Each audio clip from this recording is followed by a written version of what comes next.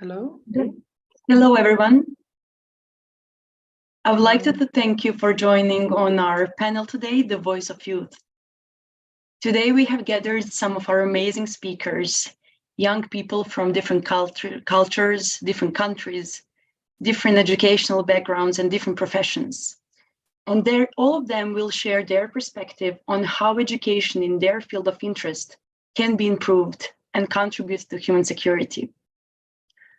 Our first speaker today is Hamza Nasiri, Junior Cybersecurity Consultant, Future Sustainability Leader. So Hamza, the floor is yours. Hello, thank you very much. First of all, World Academy, feel very honored to be among all of you guys today for this talk. So first, I'm going to be answering one question. What is the link between cybersecurity and human security? So you have to understand that we live in a digital world where everything is interconnected.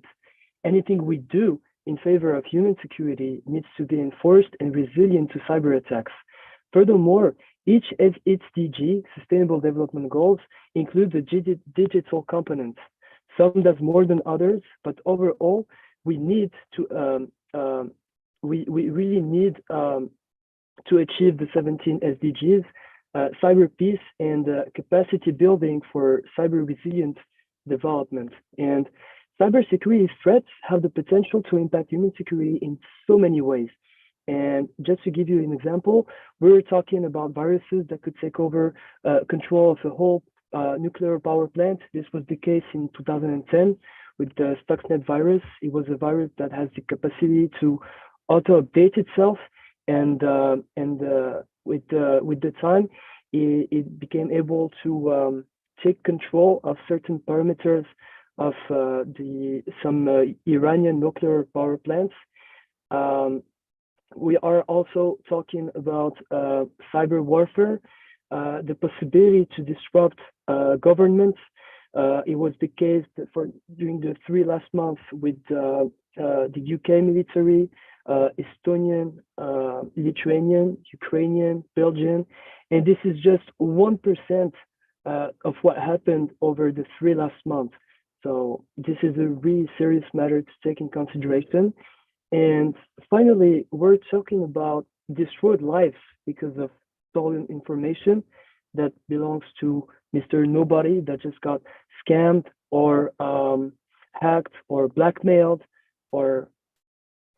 So just today, as a matter of today, we received an alert that a ransomware was targeting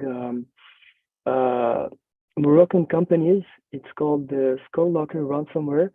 And this happened like just today. A ransomware is a virus that encrypts all of your data and until you pay a ransom. So in summary, cybersecurity threats have the potential to undermine human security by compromising physical, economic, social, and political well-being. Therefore, it is essential to address cybersecurity threats as part of the broader framework of human security to ensure the protection of individuals and communities from harm. Now, I'm gonna talk about how can simply cybersecurity make a significant change in education for human security. So, first of all, we need to promote safe and secure use of technology and protect individuals' privacy and personal data. So, there are 2 points here. First, cybersecurity education or fight against digital literacy. Everything is digitalized nowadays, and very few people know the threats that they're facing in their daily life whenever they are opening their laptop to conduct their business or working inside a company. And we really need to understand the importance of getting knowledge about how technology works, how to use it safely and securely, responsible use of social media, avoiding cyberbullying, and using technology to promote positive change. And about social networks, I think that it is a responsibility that belongs to the service providers. Let's say, for example, social networks like Instagram or Facebook, they should maybe make short videos to show the kind of threats that people might be facing in their daily life, the current scams that are occurring. For example, there is an attack that is called phishing attempt. So if phishing is a form of social engineering where attackers deceive people into revealing sensitive information or installing a malicious program in their computer that they might exploit later. And just to give you some figures here, 98% of emails containing a crypto wallet address are phishing, and the average annual cost for phishing is $14.8 million. So this is a really serious matter. Now, the second point is data protection and privacy. With the increasing amount of personal data being collected and stored online, it's important for individuals to understand how to protect their personal information. And I think, again, service providers should be the ones addressing this concern. And education for human security and cybersecurity could include teaching people how to use secure passwords, for example, how to identify and avoid scams, how to use privacy settings on social media and other platforms. And so this is really important. In conclusion, I'm just going to say that cybersecurity can play a role in education for human security by promoting safe and secure use of technology. It involves protecting data, preventing cyberbullying and harassment, and protecting critical infrastructures as well by ensuring that everyone around the world have the knowledge and tools they need to stay safe online. Thank you very much. Thank you, Hamza, on your amazing speech and for teaching us something new. Our next speaker is Tamara Stojkovic, Youth Delegate of the Republic of Serbia to the UN and co-founder of Zajednički frižider. Tamara, could you please tell us, would the education gap still persist in the absence of global disruption? And how can we make sure that education is prioritized as a fundamental right and a key driver of sustainable development? Tamara, the floor is yours. Thank you, Dora, and hello, everyone. It is a pleasure to be here today with you and address you the underlying issues in the education gap, which is caused by the global disruptions we're facing. As we know, the pandemic has highlighted and exacerbated existing inequalities in access to quality education, especially for marginalized and vulnerable groups. However, the education gap is not only a result of the pandemic, but also of other global disruptions such as conflict, natural disasters, economic crisis, technological challenges, and so on. And therefore, we need to address the underlying issues that perpetuate this educational gap even after the current crises are over. The obvious one is poverty. So children from poor families are more likely to drop out of school or not attend it at all due to the lack of resources, food, healthcare, support in general. And they may also have to work or care for family members, which limits their time and energy for learning.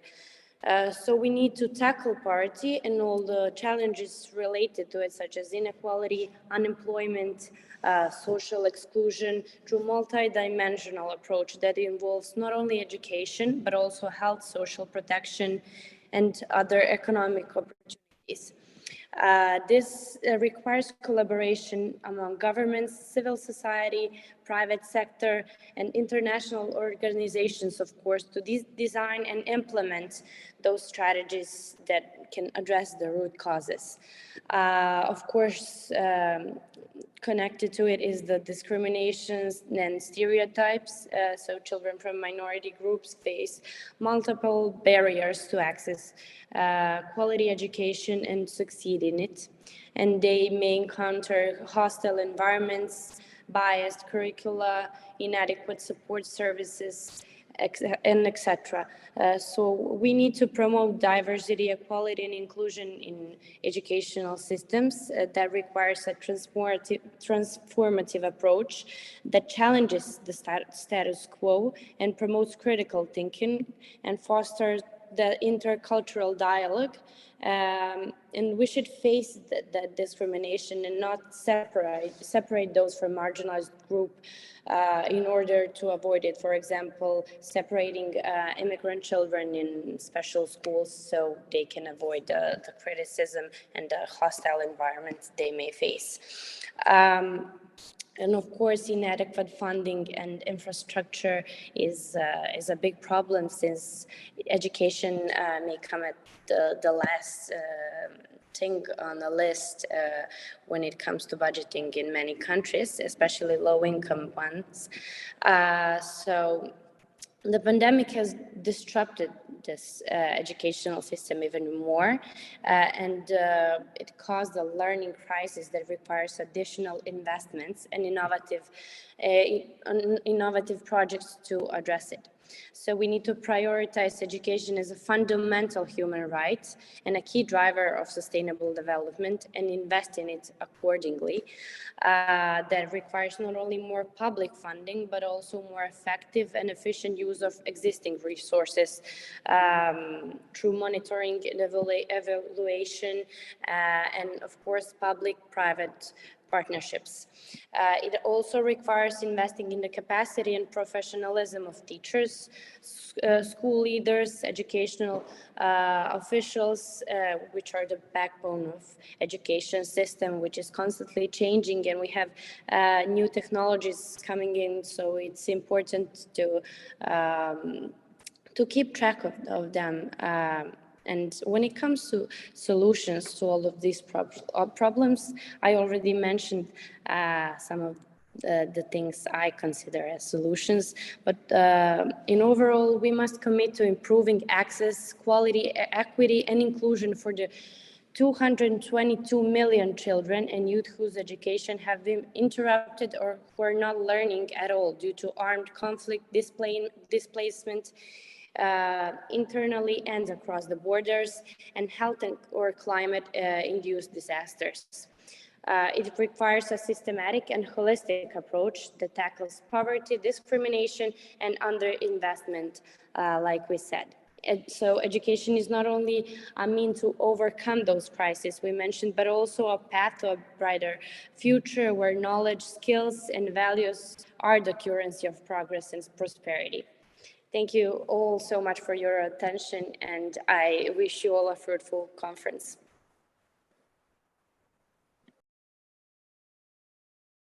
Thank you, Tamara, for your amazing speech. Now we are moving to the next speaker, Ivana Lazarovsky, Junior Fellow of World Academy of Art and Science. Ivana, what do you find to be the main challenge in establishing the concept of human security? The floor is yours. First of all, hello to everyone. Hello to you, Dora, and to everyone following us. Excuse myself to connect via my mobile phone. I had some technical problems. So what I see to be one of the main obstacles to the establishing of the concept of the human security is a role of identity. And I want to talk about the role of identity in building up the concept of human security, and how can education contribute to the genuine shift in the perception of the concept of security. So first of all, to say that in the core of human security concept lays the question of identity, and it presents the most challenging obstacle to accept and genuinely naturalize human security as a concept. As long as we perceive a different other in a negative way, based on negative stereotypes, it's very difficult to unite in our common goals and to unite in our future perspectives. So I also want to point out the very important significant problem arising from the relationship in between the identity and the access to education. All sorts of identities, including the gender identity, race identity, nationality. So taking an example, certainly not the only example, but maybe the most radical one, the example of Afghanistan, where 80% of school-aged girls and young women are without access to a formal education, and 30% of them have never entered a primary education. For me, in concrete, this is a clear example of a threat to a country, to a whole nation. And so in particular, Afghanistan in this example is risking to lose the generation of women, which are essential part of the development of the whole society. Not to say that they are 49%, they represent the 49% of the population of Afghanistan. So what do I see, and how can education contribute to this shift? Well, I am trying to propose, I see the education to be one of the strongest catalysts of the social transformation in general. So I propose a multidisciplinary approach that will be able, first of all, in cooperation with the historians, with the human rights, international human rights experts, with psychologists, with sociologists and anthropologists, to target the root causes of negative stereotypes of different groups that stand in between the education and progress for different groups and the whole nation in general. And I propose that, yes, the education for liberation of this negative perception of different other, that will naturally leads us towards the concept of human security, which is in itself a security for everyone and from everyone. This education also plays a significant role in the countries that are facing the problem of the mid-income economy trap, which can, in the long term, degrade many generations that will be just happy with the mid-income and the lower or mid-skill working class. So it is essential part of this progress is actually access to education. So I just want to raise this very important and maybe the major obstacle to access to education, and furthermore to access to the acceptance of the concept of human security, which is the problem of identity and the wrong perception of a different other. So that's what I want to contribute. Thank you, Ivana, for this insightful speech.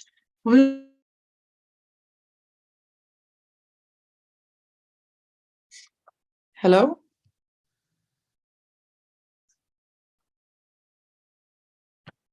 Dora seems to be offline. We'll Hello? just... Hello? Yes, we can hear you. Oh, can you hear me? Yes, Dora. Absolutely.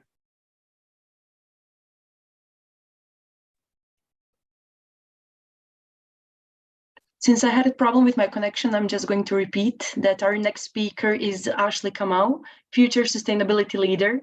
So Ashley, could you please tell us, how does education affect global security, and how can we promote quality education more universally? Thank you.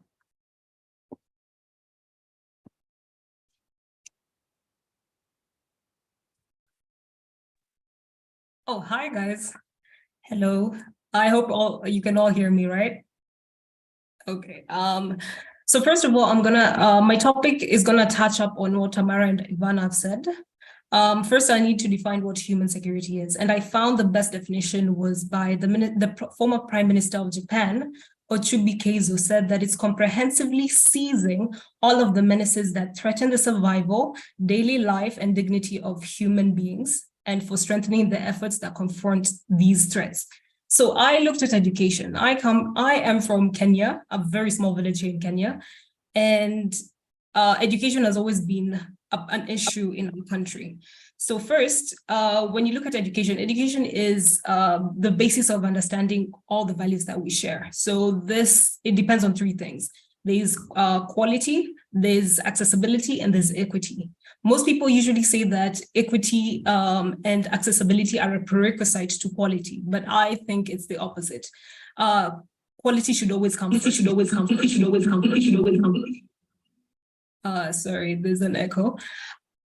This is because if you look at quality, in 2015, it was reported that a total of 615 million children worldwide did not have the basic literacy and numeracy skills, yet they attended schools. Now, this is even worse in my country in sub-Saharan Africa, where it's 88% of school children do not have basic numeracy skills, and 84 do not have mathematical skills. Now, when we look at quality, why are these statistics like this? I would attribute it to two things, the who and what. The who are the parents, the teachers, and the government. The government should come up with institutions. They're the ones to provide the facilities. The teachers teach the concepts, while the parents teaches the morals and instill the values. However, when it comes to the what, this is the most important, it is curriculum. The curriculum I grew up with is called the 844 system. It's like the American system or British system. Now in Kenya, it's the 844 system. The 844 system means that you have 8 years in primary school, 4 years in high school, then another 4 years in tertiary education. However, in 2019, we only saw that 57% of people in primary school transitioned into high school. And yet I belong to the 3.5% of Kenyans with a bachelor's degree. If I choose to do a master's degree, that goes lower to up to even lower than 1% of the country. So the issue has always been the curriculum. Now, what is my proposed method? Now, this is where I introduce the concept of education pedagogy. Education pedagogy is how teachers teach in school. And I will give credit to where credit is due. Kenya this year decided to take a new role into its curriculum. We've completely changed the curriculum to a core-based curriculum.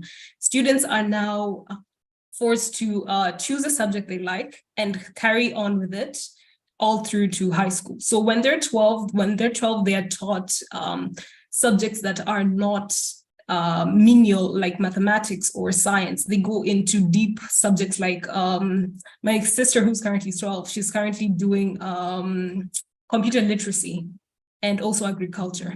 So there's a question I wanted to ask. Do you think education should be universal or relative? In that question, my conclusion would be the method of teaching should be universal, but the content of what is being taught should be relative.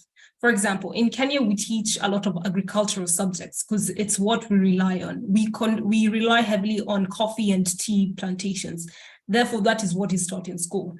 When you're 14 years old, you'll go to a class called agriculture and home science. You will be taught how to farm. You'll be taught how to sew a needle, thread, and whatnot. Those are skills that we need. Of course, that does not translate to the Western world, where it's not exactly applicable. Now, the traditional methods of learning are often very based on memorization. But this year, this globalized world needs competency-based skills. So cognitive, critical thinking. These are skills I as a victim of the 844 system, the bad system, I have to learn now under the Future for Sustainability leadership that I'm in. I am now learning as a future sustainability how these skills that I'm learning right now will help me in the future. So how does education influence human security? One, in terms of accessibility, lack of early education means illiteracy, and that in itself is a human risk. Secondly, the quality. If I don't have the skills to qualify in today's world, I fail. Yes, I have the mathematical skills, but I do not have the leadership or competency-built skills. I will fail in life. And in terms of equity, Kenya is struggling so much with gender disparities where men are succeeding far way more than women. I'm actually one of the lucky few. And this is, I won't say culture is the cause of it, but the discrimination invokes impairing of ability to understand the legal rights. If I'm not taught about my legal rights, I'm not able to exercise them. And how can we promote education more universally? I would say in 3 ways: individually, socially, and globally. Individually, take initiative as yourself. You go teach yourself. Like, if I change my mindset and want to learn a computer-based skills, if I want to know how to code, I will do it by myself.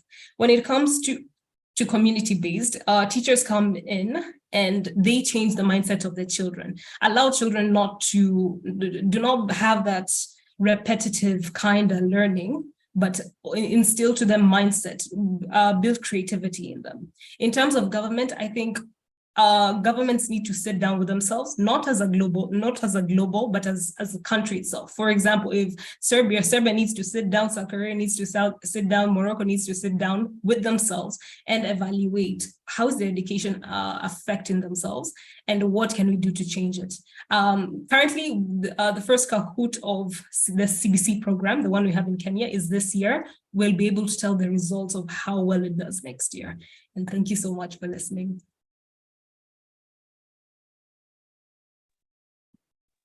Thank you, Ashley, for this amazing speech.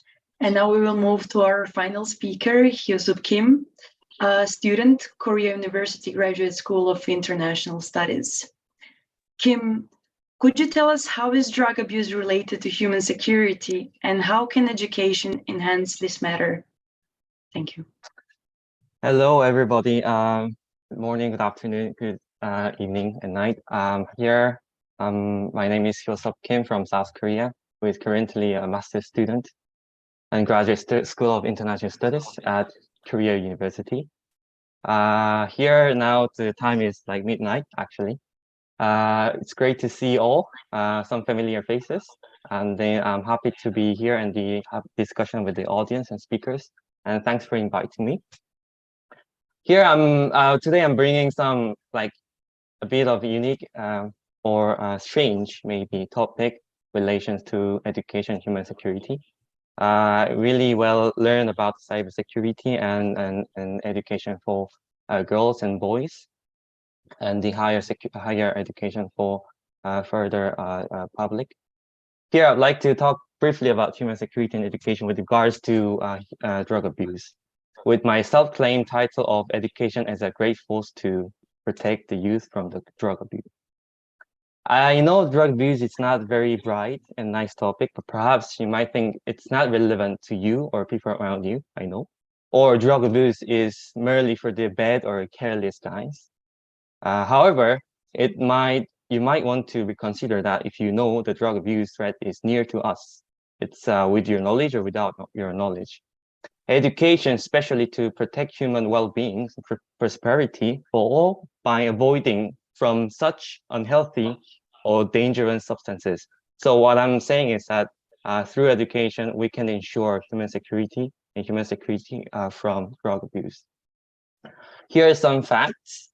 First, drug abuse has been one of the most serious social problems for many countries.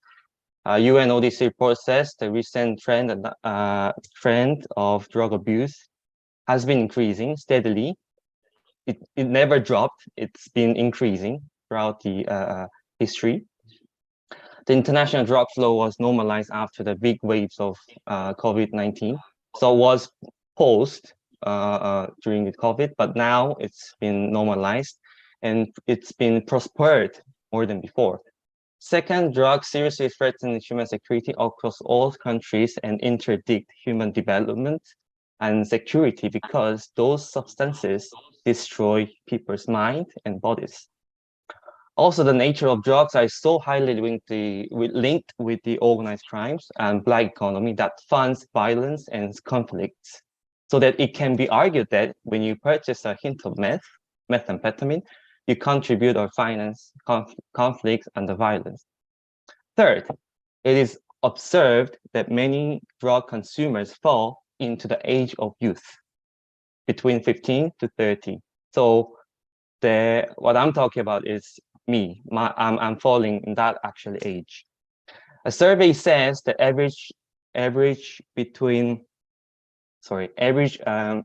the age between 13 to 20 fall into the actual drug users. It depends on the type of drug that you're talking about. I'm actually talking about the youth, like me and you. It's all age human security issue, but it's more young people are more and more young people are attracted by drugs, which is a very sad thing. So the usage reflects and differs from the socioeconomic situation in a given country. It depends on why they use and how they use. However, it is universally important to ensure the youth is given accurate, needed information / knowledge about drug abuse through adequate education / awareness raising. The awareness raising might sound too obvious and simple, I know, but you might think, who doesn't know about this one? You might think that everyone knows about the harmfulness of drugs and that we are not supposed to use them, right? But please consider different cultural, educational backgrounds, as well as socioeconomic situations where certain drugs is widely available and cheap in your area, as well as culturally acceptable as recreational, right? Please consider the fact that not many people can draw a clear line between narcotic, drug, or non-drug, okay? Some people accidentally fall into drug abuse due to false information. Some people are drawn due to the peer pressure. So now the question is, we must know how to protect ourselves from drugs, right? In this sense, education can enhance this. So I'm suggesting the purpose of education in this sense has two major goals. First, prevention of the usage of the earliest stage, whether it was voluntarily or accidentally. So we are trying to interdict the usage of drugs in the early stage by giving them information that it is actually harmful with statistics. The education should provide exact information about current drugs in the market, side effects, the distribution routes, the forms of drugs, solid, liquid, or alcohol, or without alcohol. Maybe it is socially taboo to talk about this one in the public. However, I believe more information available for the public, the higher chance you can avoid, right? Second, it is for the harm reduction for the users, the drug users, and from other collateral medical risks, such as AIDS, HIV. So it is for the ongoing drug users. It is necessary to prevent and reduce the harm to the existing drug users, who should be able to give an education about treatment, rehabilitation, as well as the best practices when using drugs, such as basic hygiene principles. We cannot really stop them to use them. Then, if we cannot stop them to use them, then we give them basic knowledge and information about hygiene principle, right? So that they can prevent further fall to the greater risks. So here I'm suggesting there are some factors that we think we should be aware when promoting the education about drug abuse. First, open education. So more public information sharing about drug abuse is necessary. Should be done in an objective manner, open to public widely. It shouldn't be stigmatizing or shame-giving to already drug users. International organizations or NGOs can do the role to make it delivered to schools, universities, or workplaces. Second, culture-changing education. Given the fact that peer pressure works greatly among the youth when they are entering the usage of drugs, it is important to divert the culture away from drugs, right? For example, the anti-tobacco campaign that provides adequate harmfulness education, let's say in South Korea among schools, that amplifies the harmfulness of the cigarettes, that tells that it's not cool, it's not attractive to smoke. It's not something that you admire. Third, alternative giving education.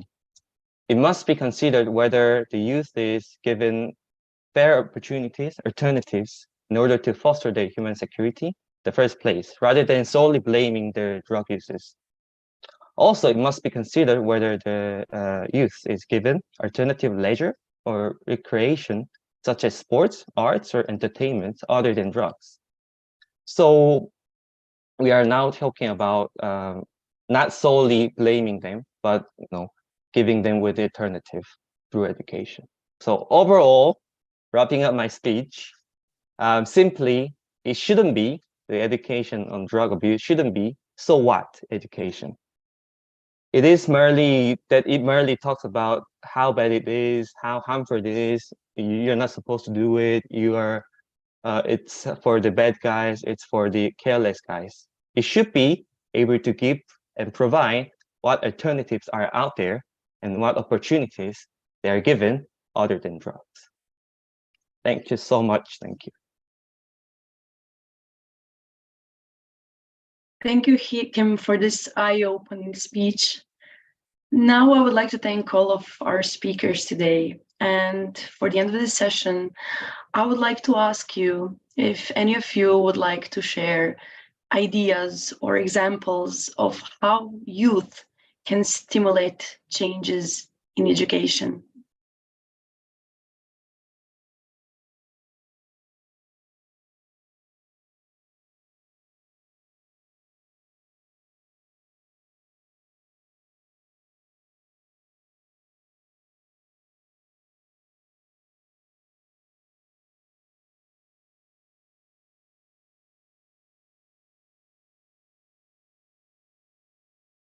Or, of course, if you would like to ask a question to your colleague or add any additional comment.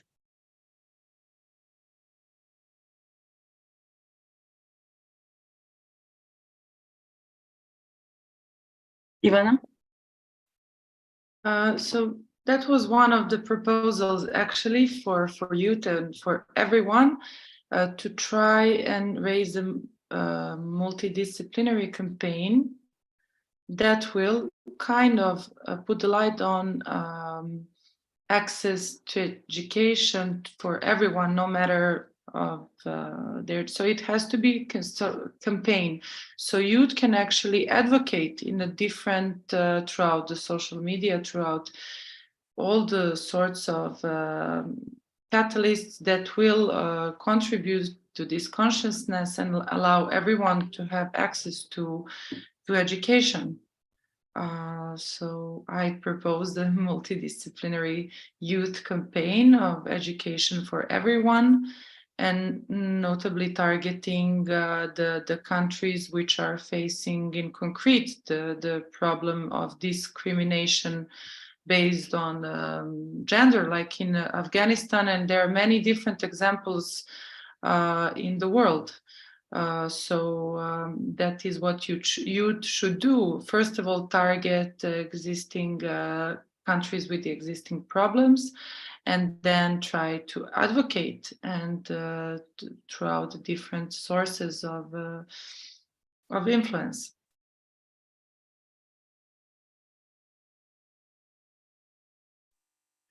Thank you. Thank you, Ivana. Tamara? Thank you, Dora. Yeah, I wanted to reply to your question. How can we as youth contribute to the education? I think we should also be educators, not necessarily in institutions like universities and school, because it's not really possible, but there is thousands of ways to be the educators, and I think that's necessary because we have new perspectives because of all the opportunities we had that the future generations provided for us and that they didn't have. So we're the ones who will shape the future.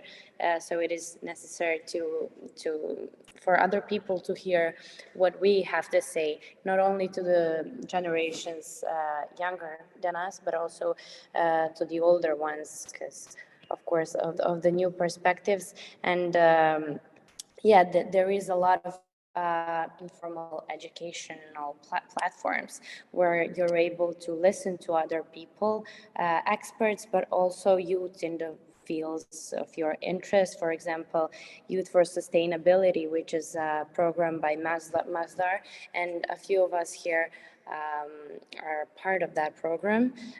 We're the future sustainability leaders. So there we have the opportunity to educate ourselves, gain some new skills, but also after going through that new education we gain, we can spread the knowledge to new people coming into the project. So that's a nice way to spread the word about something you're interested in.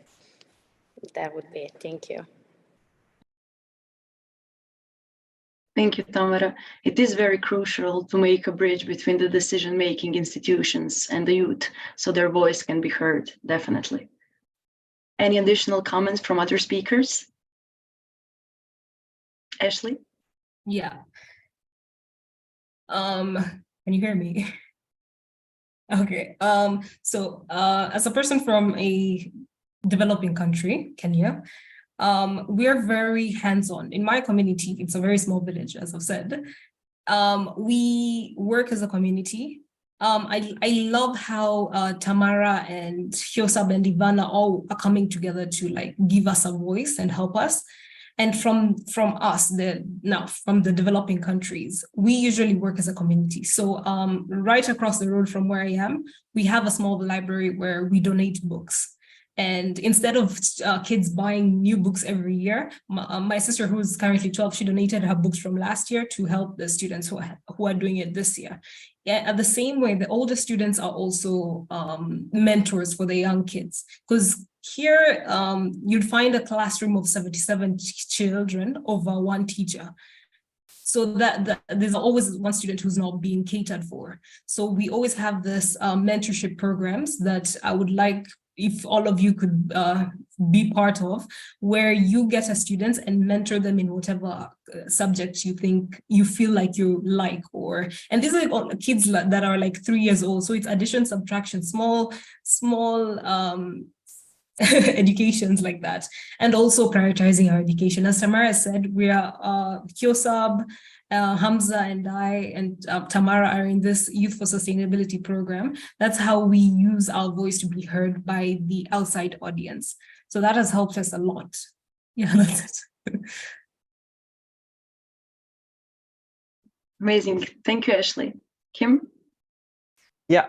So right. So I just wanted to say in extension to interdisciplinary education, I'd like to suggest as well intergenerational education as well, considering that the many drug users are it's all age problem, and then many new drug users are youth as well. And think it should be as well inter-class or inter-society education, that it must target the public, so everyone, accessible for information for everyone about the drug and drug.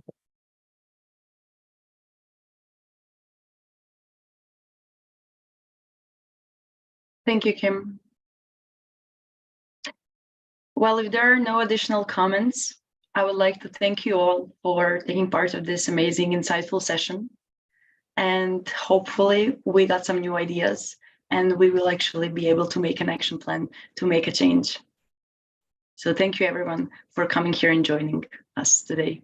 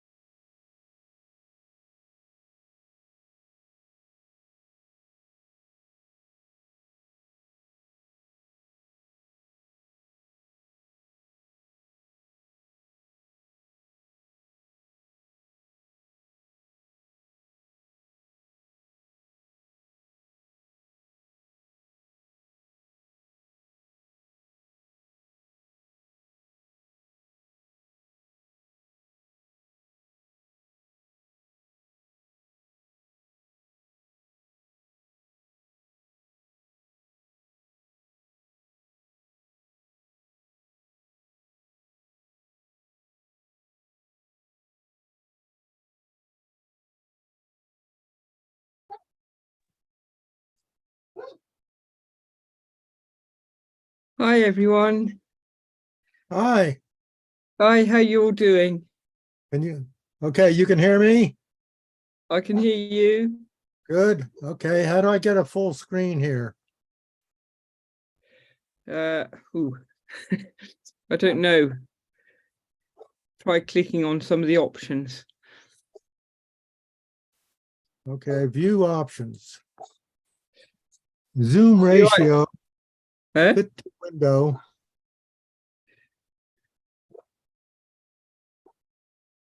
Request remote control.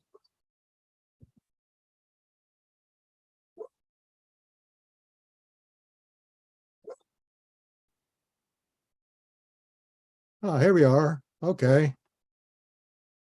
Excellent. Thomas, where are you located?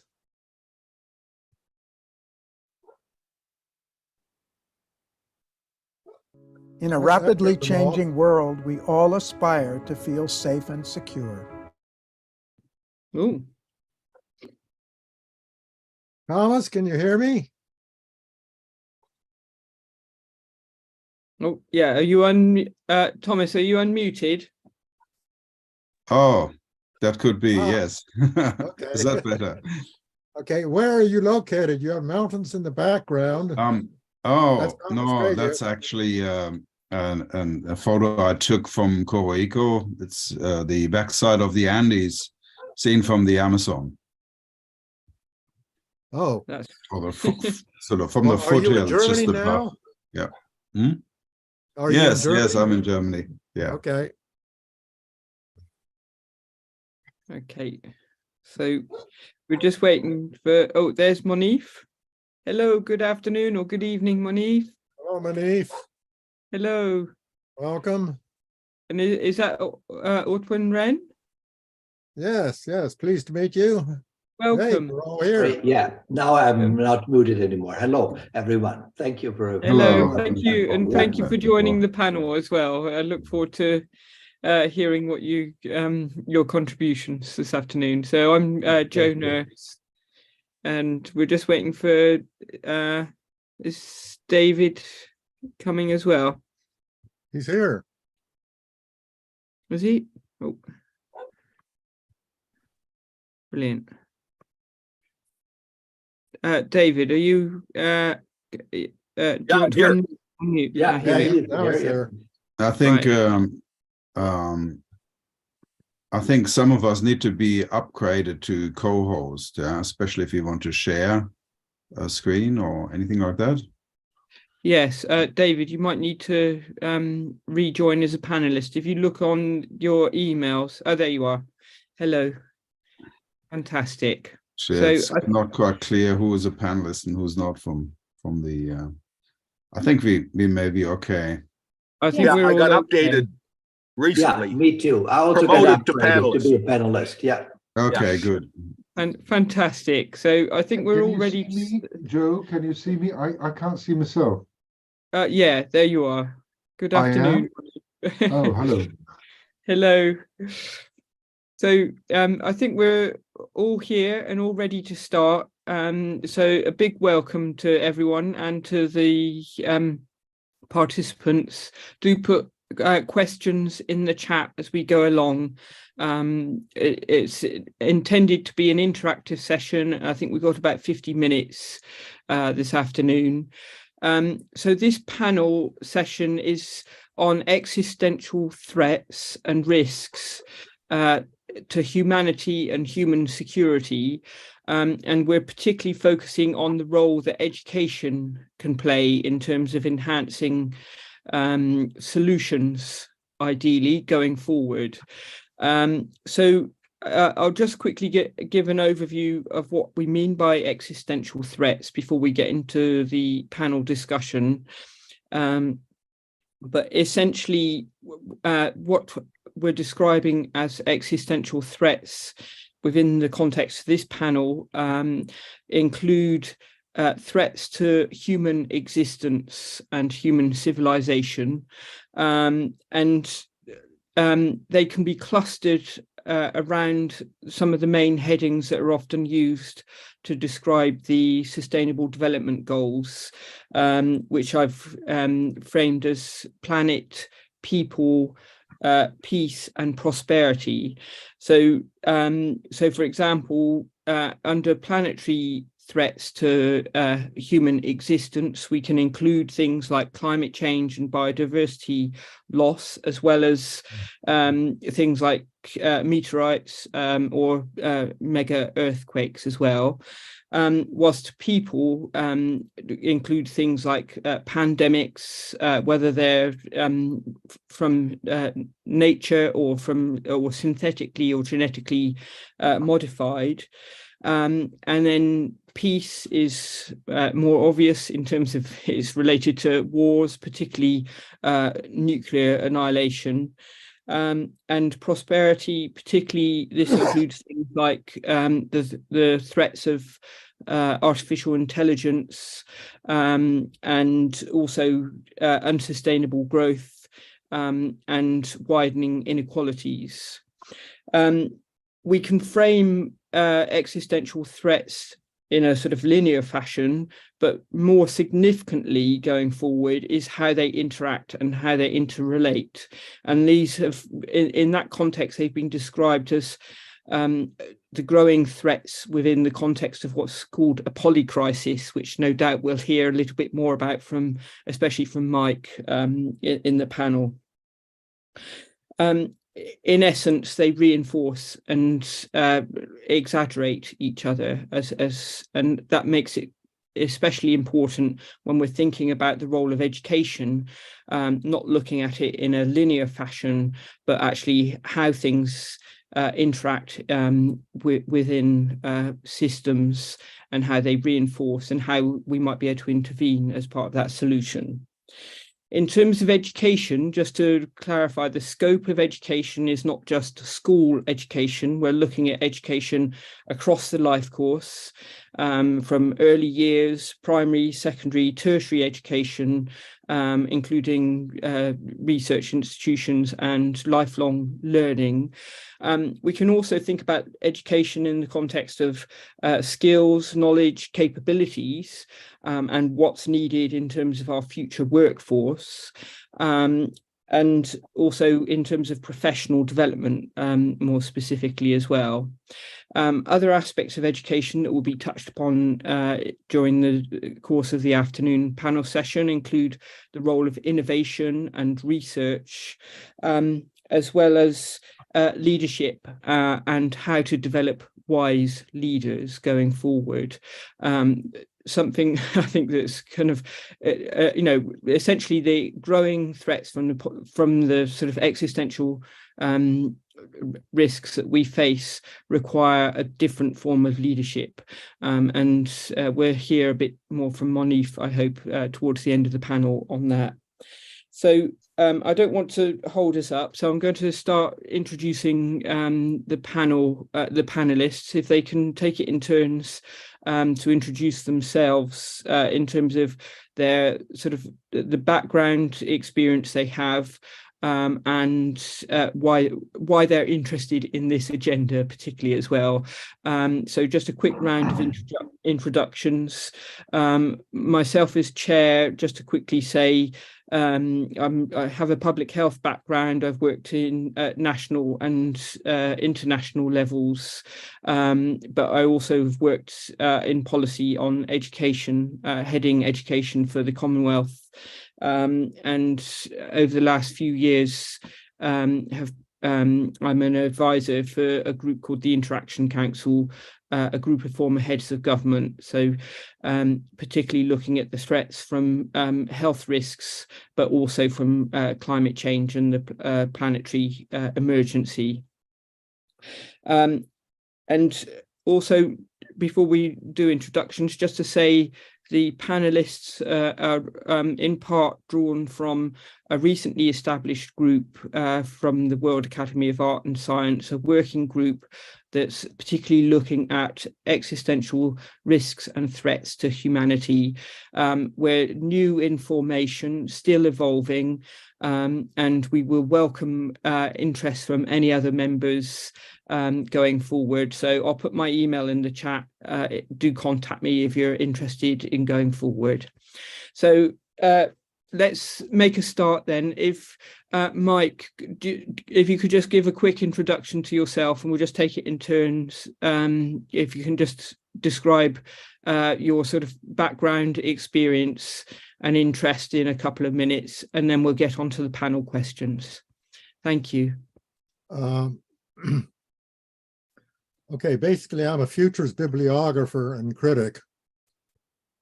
And I got into futures bibliography in 1969 when I was working at the Education Policy Research Center at Syracuse. So, and that's also the focus of my dissertation was an overview of education trends and indicators. So that was 50 years ago, and I'm revisiting a lot of that. As far as my interest in existential threats, it's a form of thinking about the future that virtually all futurists I know of aren't thinking about, and I think that it's that it's very important. Now, I was asked in an earlier email to say something about question number 1: how should education respond to education threats? Do I do that now or later? If you do that later, should we move? If David, can you just quickly introduce yourself as well? Okay, fine. We'll just take it in turns, and then I'll come back to that because I have a lot to say about that. Yeah, I know. All right, thank you. Question Brilliant. That's brilliant. Thank you, Mike. I really appreciate it. That's a piece of meat for me. Morning, all. David Harries, Canadian, globally experienced in security, defense, and national development, and professional development in those fields. I'm a committed practitioner of foresight because the things we have to prepare most for are what's coming. Thank you. Thank you, David. Ortwin, could you kindly introduce yourself as well? Sure. My name is Ortwin Renn. I'm from Potsdam in Germany. Used to be the scientific director of a research institute for sustainability. I have been involved specifically in risk research from a social science perspective, and I have been working with the National Risk Governance Council on specific frameworks for dealing with catastrophic risk, systemic risk, and future threats.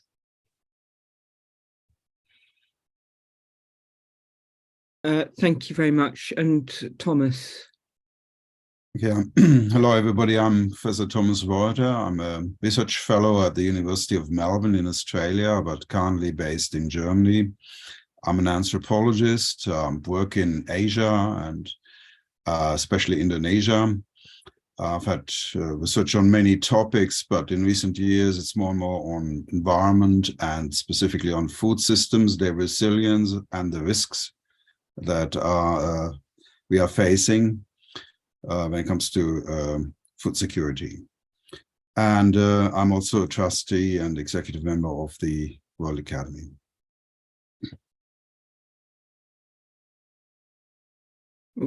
Thank you. And Monif, thank you.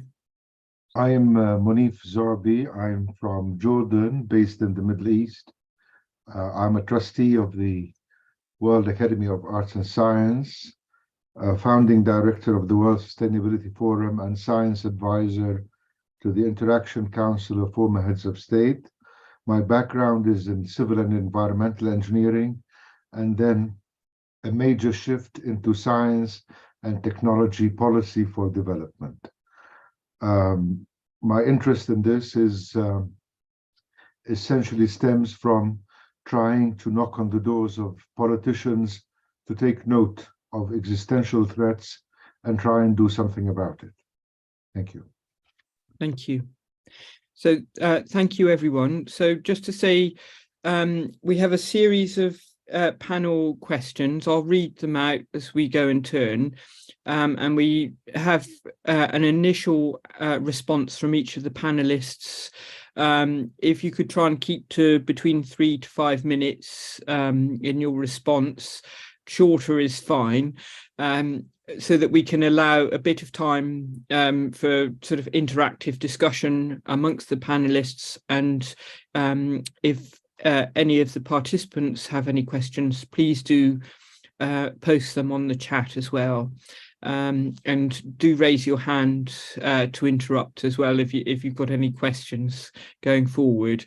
We're due to finish at I think we've got about 40 minutes left, so we've got sufficient time to kind of take each question in turn, of which we've got about 5. Okay, so Mike, you're the first respondent, and the question to focus on in the first instance is, how should education change in order to address existential threats? A small question for you, and I know you've got a very full answer. Please go ahead. Okay, I prepared some comments before this, in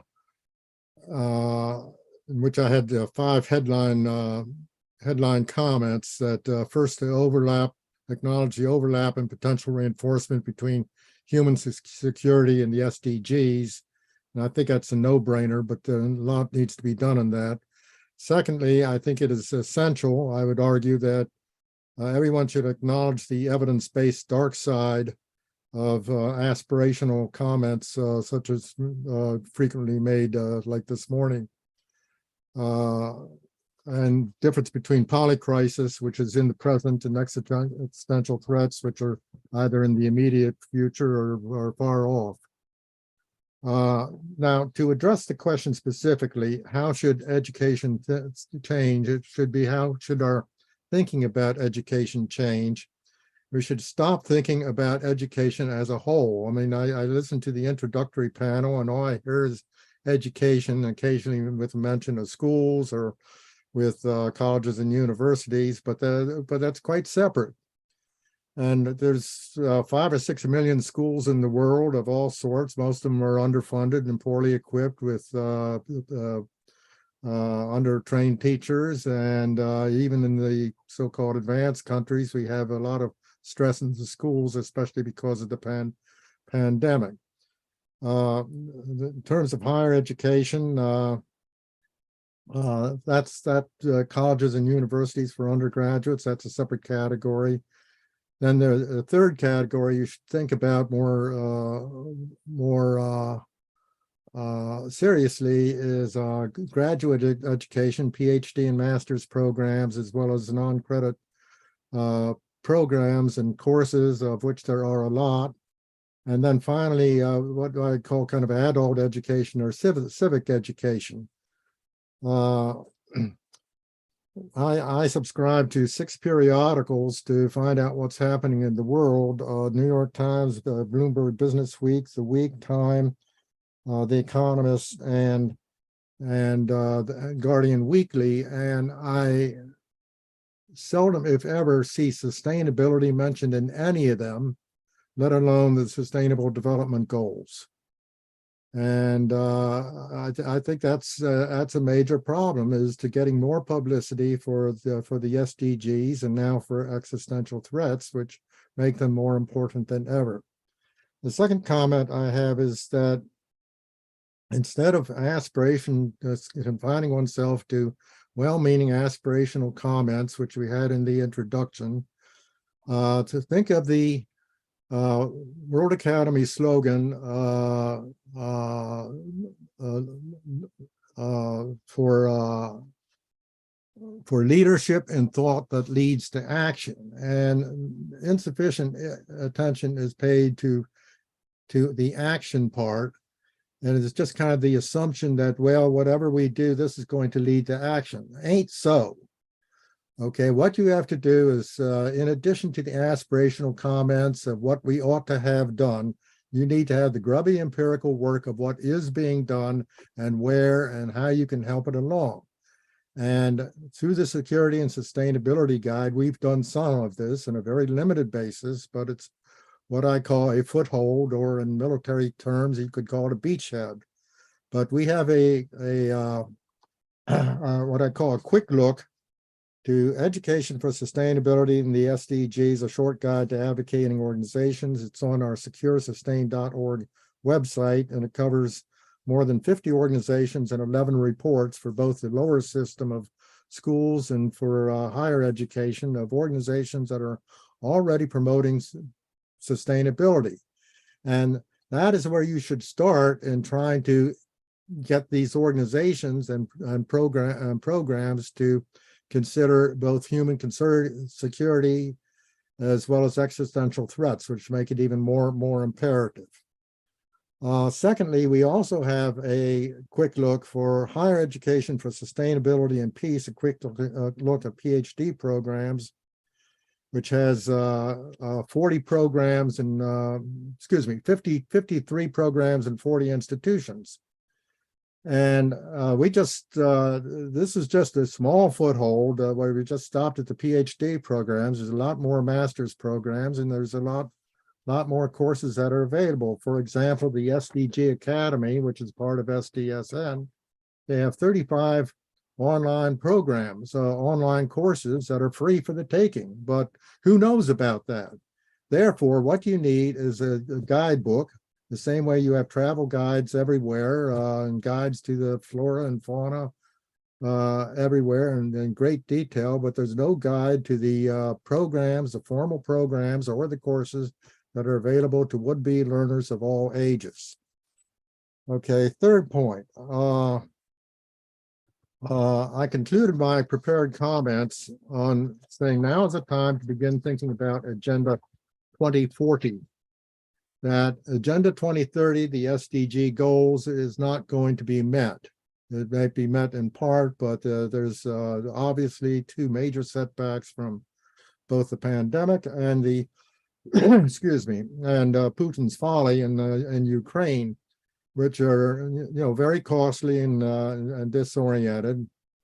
And we have a polycrisis now, and you could see it in various documents on the SDGs that some of these goals are not going to be met, or there's threatened reversal, and so forth. I can document a lot of that. So when 2030 arrives, what is the UN going to do? There's going to be a new set of goals. And I think it's time to start thinking about it now, the 2040. And that is the opportunity, again, to integrate human security concerns as well as existential threats. Finally, I hope sometime to prepare a draft statement that pulls together. We have a bibliography, and we now have a list of 24 organizations that are concerned with existential threats that will be the background for a draft report on polycrisis.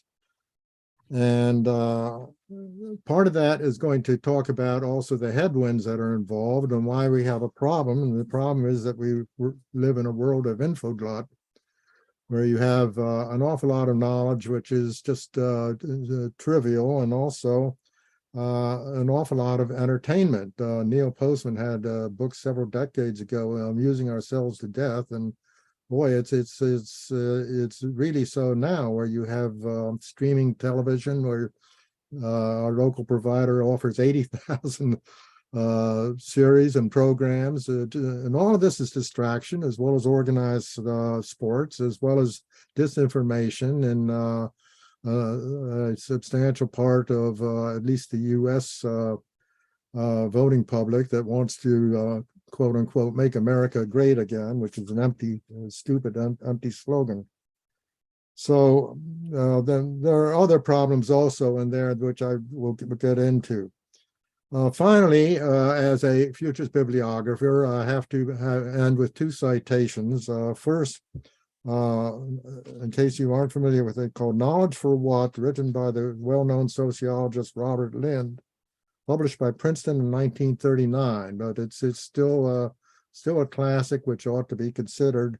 And then for those that are concerned about the curriculum, this is a relatively recent book. This is only 33 years old, calling Rethinking the Curriculum Toward an Integrated Interdisciplinary College Education. And that's the place to start right there. It has wonderful essays by the late Hazel Henderson, by Robert Costanza, who's a leader in the ecological economics, which SDSN has yet to understand, by Francis Moore Lappe, by Johan Galtung, Visioning a Peaceful World, by Russell Peterson, who asked, why not a separate college of integrated studies? But this is the place to go. Published by Greenwood Press in 1990. Okay, thank you very much. Thank you, Mike. That's really appreciated, and a useful overview on the educational aspects. Are there any questions from or any other contributions from other panelists before we move on to hear from David?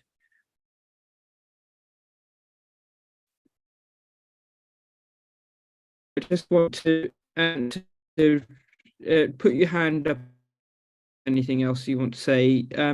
But there's a question in the chat from Elif, which is about, is there a commonly agreed list of existential risks and threats, and which ones are urgent, and how do we prioritize them? Do we include environmental problems?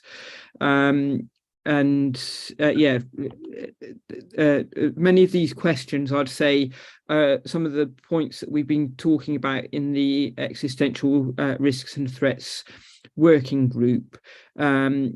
We probably don't have the time to kind of go through this, particularly in this panel discussion, because we're focusing particularly on education as a part of the solution. But I think one of the things that Mike's been describing is that there's a lot of different organizations, but there's no common consensus or agreement about what's meant by existential threats, or in terms of definitions, or a list of priorities. So it's a very good question, and there's no definitive answer to that as yet. But it's something I think that the World Academy of Art and Science could play a role in trying to bring together different groups and institutions that are working on this, and advocate for some sort of, I mean, it would never be a consensus, but sort of common positions to try and advocate and raise the priority and profile of existential threats. So good question. Let's move on now to David, who's answering the question, amongst other things, I dare say, on how can education about threats become an instrument for enhancing human security. So in essence, looking at the links between existential threats and human security.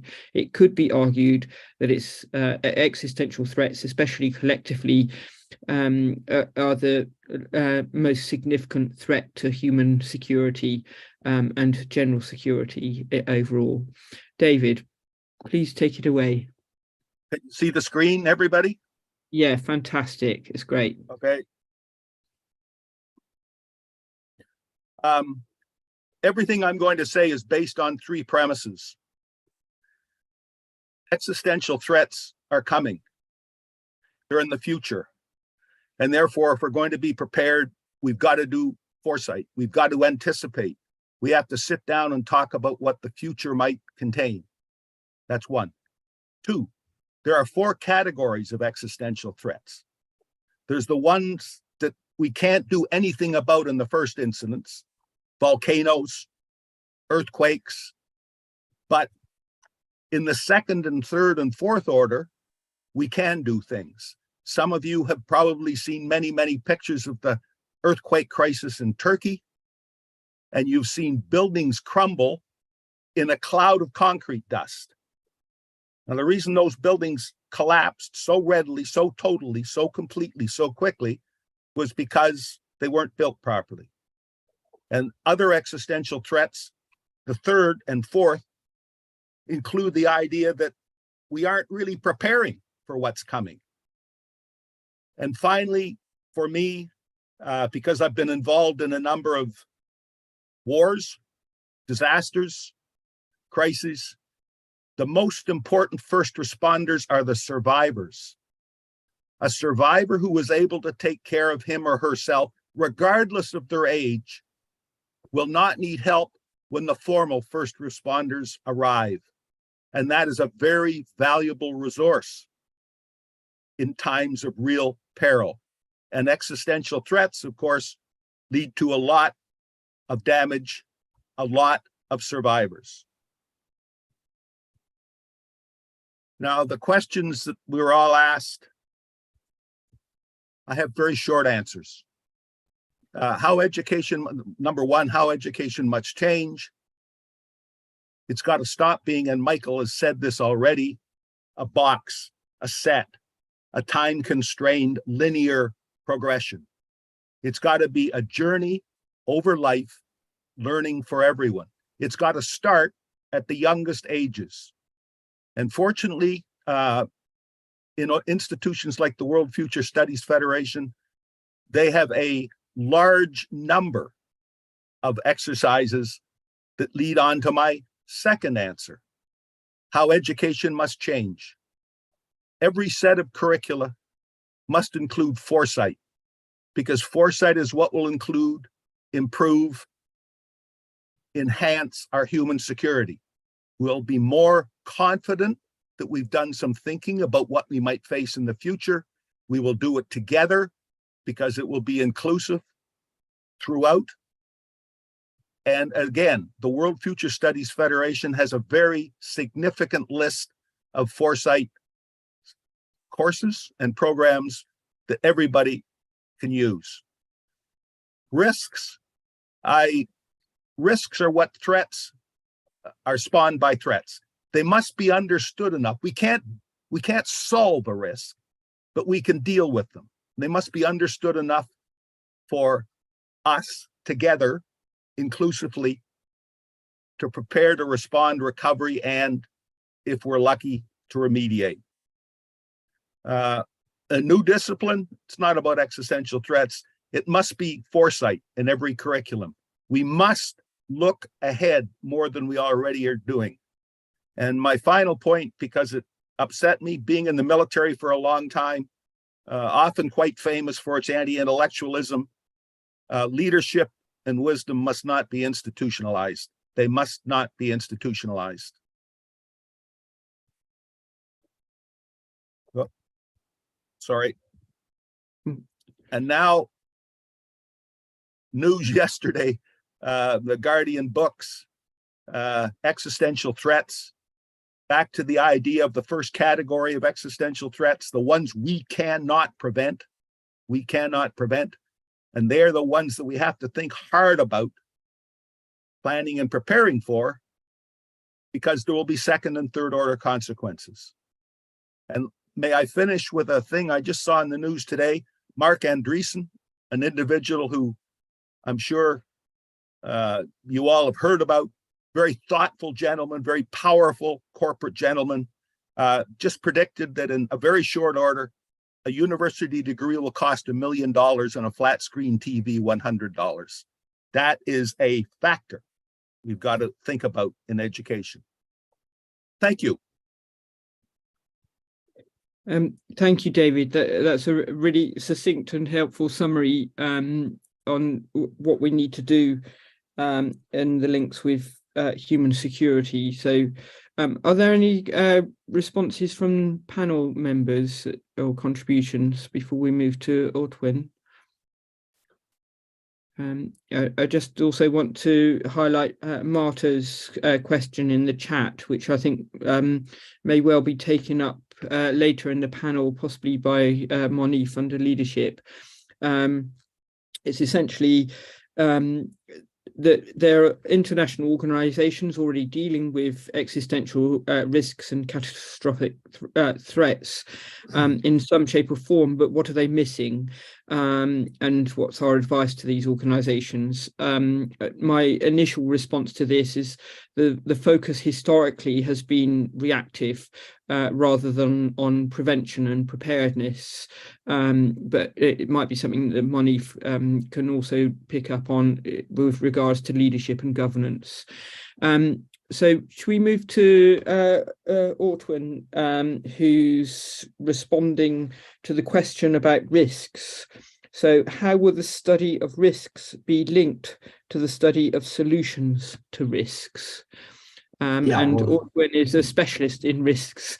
So I'm looking forward to hearing from you. Thank you. Yeah, well, thank you very much. I would first like to say a little bit about the type of risks that we're dealing with. And when we're talking about threatening risk, then polycrisis and risks that lead to polycrisis, we normally think about 4 different properties that are interlinked. The first property is that these risks generally are transgressional in terms of districts, in terms of institutions, and in terms of geography. Very often they're transboundary.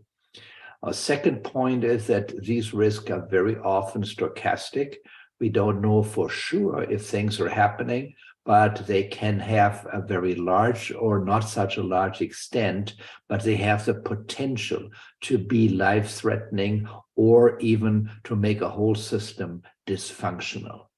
A third property is that very often these risks have tipping points, that for a long period of time, nothing happens. And if the tipping point is reached, then the catastrophe occurs, and then it's too late to do anything against it.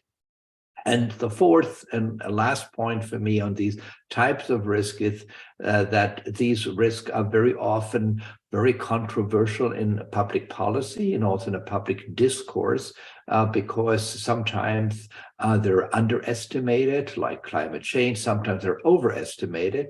And the reason for that is that a lot of symbolic connotations go along with these risks, and they can have a very strong impact on public opinion and perception. Now, the question is, what does that all mean for education in terms of the 4 characteristics? The first one is that a disciplinary education doesn't help for dealing with these systemic risks. We need interdisciplinary knowledge and interdisciplinary research, because these risks very often are at the interactive stage between nature and society. So they may trigger natural hazards, or natural hazards may trigger technological hazards. They all have some influence on behavior. So what we need to know is to get the social scientists, the natural scientists, and the technological sciences together. Otherwise, we will not be able to master these risks. The second point was the stochastic nature. Again, in education, we have learned that natural science gives us determinate answers. So 2 and 2 is 4 and not 5 and 3. However, in lots of the risk business, we're dealing with triggers that lead to a whole range of true answers in terms of probability estimates. Most people have a very hard time to deal with that. And we have seen in the pandemic that if you'd enter with vaccination and you say, okay, 3 or 4 people still got it, then people say it's worthless. However, 97 out of 100, it worked. And so, given that people have a hard time to deal with probabilities, I think it's very important for education to make probability theory and stochastic reasoning a major element of our education, because we will be more and more confronted with that kind of stochastic responses to specific triggers. The third thing is what I said, tipping points. And that, again, is a very problematic thing, because in learning, we normally learn by trial and error. Also, our economic system is based on trial and error. You go bankrupt and then you can start anew. Now, if there are tipping points, that type of learning is not very good, because if you learn by trial and error, you get positive feedback for a long time. You do the same thing all over again. Then you reach the tipping point and then you can't learn anymore because you already run into the catastrophe. So what we have to do in terms of education is to learn how to anticipate potential harm and do measures before actually the crisis has come. And I think that's very important. It's also not easy because it costs money, it costs effort. You don't see the results because you're doing it before the tipping point actually reaches. And the last point is this kind of discourse quality, that we have a lot of conflicts, a lot of amplification, attenuation of risk. There it's very important that we educate how to deal with factual and non-factual information. You know, the internet is full, as we all know, of fake news, of wrong information. And we need to teach people, and that's not just in school, they have to do it all the time, how to discern between rubbish and good estimates. And since the world is stochastic, that's not so easy, because sometimes we see counter evidence, doesn't mean that the rule is wrong. But I think it's very important to make that distinction, because otherwise people run for the wrong thing. And if we face real, apocalyptic risks, we cannot afford to go for the wrong information. So in total, I think education is crucial for dealing with all four elements of these kinds of systemic risks and the kind of polycrisis that we're dealing with. And it's really very important that we keep education as the main force of making people better prepared for disaster. Thank you very much. Thank you. Thank you, Ortwin. A very succinct and precise overview of the sort of risk landscape and how we need to think differently and how education needs to adjust itself. And I think that will become increasingly important going forward, especially with artificial intelligence technology affecting the way that we perceive truth and facts and reality and risks going forward. So I think this agenda particularly will become a much more significant area that we need to touch upon in education. Any other contributions from panelists at all before we move to Thomas? Mike, please. Yeah, I liked Ortwin's comments very much, and especially probability should be a major element in our education, and we have to learn how to anticipate, and that's another way to describe what David would call foresight. I just want to add a comment, kind of amusing, but it also opens up something interesting. And several weeks ago, I received, where is it? Yeah, I received this mailing from the Cornell Laboratory of Ornithology, which, as far as I know, is a unique institution for birds. And they want to get some money from us. And they say, birds at the tipping point need your help now. Mm-hmm. And when you read inside, then certain species of birds are endangered, whereas others, I believe, are not. But that's just my rough guess. But I'm just pointing out how this is used at the same time. This is spreading knowledge, and also for commercial purposes of trying to get money to support the ornithology laboratory. Yes. No, and I've about an hour away from where I live. I've even heard the use of by the fossil fuel companies about being under existential threat. So yes, there is an abuse of terminology. Oh yes. Yes. And anyway, let's move to Thomas, who I think is going to give us a presentation about biodiversity loss, particularly in the kind of climate crisis, reflecting as well a little on existential threats. Should they be a new or specialized discipline, or incorporated into the study of risks, or under different fields of study? Of which I think you have a very succinct answer to that question. But okay, yeah, well, in a word, both. Yeah, but I think existential threats should not be a standalone subject. It would be altogether too morbid, especially primary, secondary level. Already, that generation is burdened by a great deal of bad news coming their way, and we don't want to undermine their optimism any further. In fact, what we need to do is empower them. And I think, therefore, a better frame would be to have a interdisciplinary subject on sustainability, perhaps under the heading of Anthropocene Studies, that would empower young people to take an attitude of responsibility for planet Earth, for nature, because in the Anthropocene, its fate is more or less in our hands. So I wanted to talk about biodiversity because it's a problem or biodiversity loss, the threat of catastrophic a disruption to the web of life, because it's a good example. Now, the problem is very significant. Between 1992 and 2014, the produced capital per person has doubled, and the human capital has also increased by, I think, 13%. But the stock of natural capital per person has declined by nearly 40%. So we have this system where accumulating produced and human capital at expense of natural capital is what we consider to be the hallmark of economic growth and development. That's what it means. So we're literally devouring the natural world that sustains all life. And while human numbers have exploded, especially since World War II, and also our per capita ecological footprint, nearly all other life is dying away. So we're in the midst of one of the most severe and fastest mass extinctions in the history of the planet.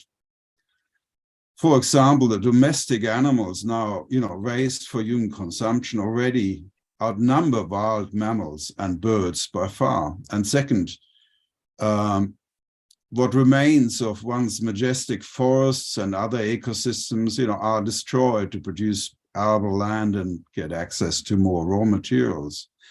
So similarly, our soils are being depleted, the oceans are on the brink of irreversible damage, and most importantly, climate change now severely pressures nearly all species, both marine and terrestrial, at a time when their survival is already under threat.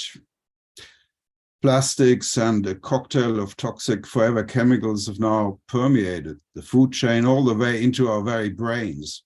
In short, ours is a life-destroying lifestyle. It doesn't even deserve the word lifestyle.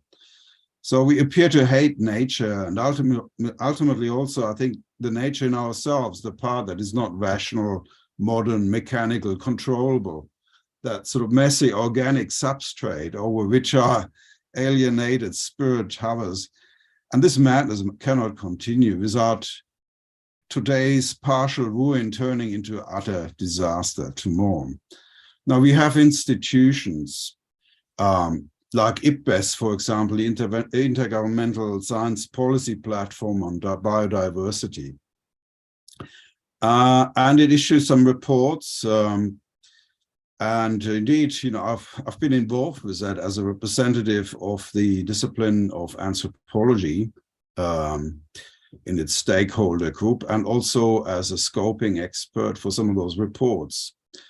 Indeed, IPBES also wants to produce scenarios similar to IPCC, but still lags far behind because political attention to the issue of biodiversity loss is still very low.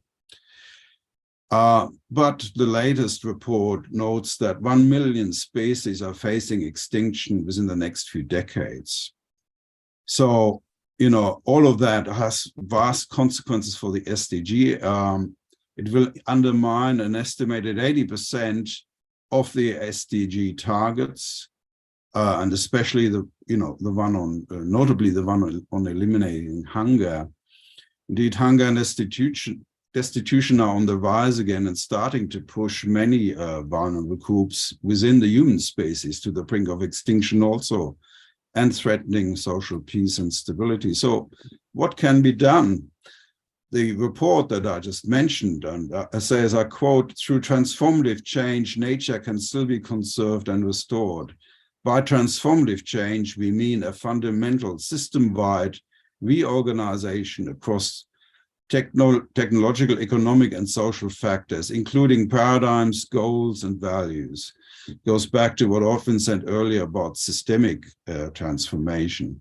That's what we need to turn this around. But how does one change values and goals and attitudes if not through education? Now, taking biodiversity loss as an example, very little attention has been paid to this when it comes to education. How do you educate for that?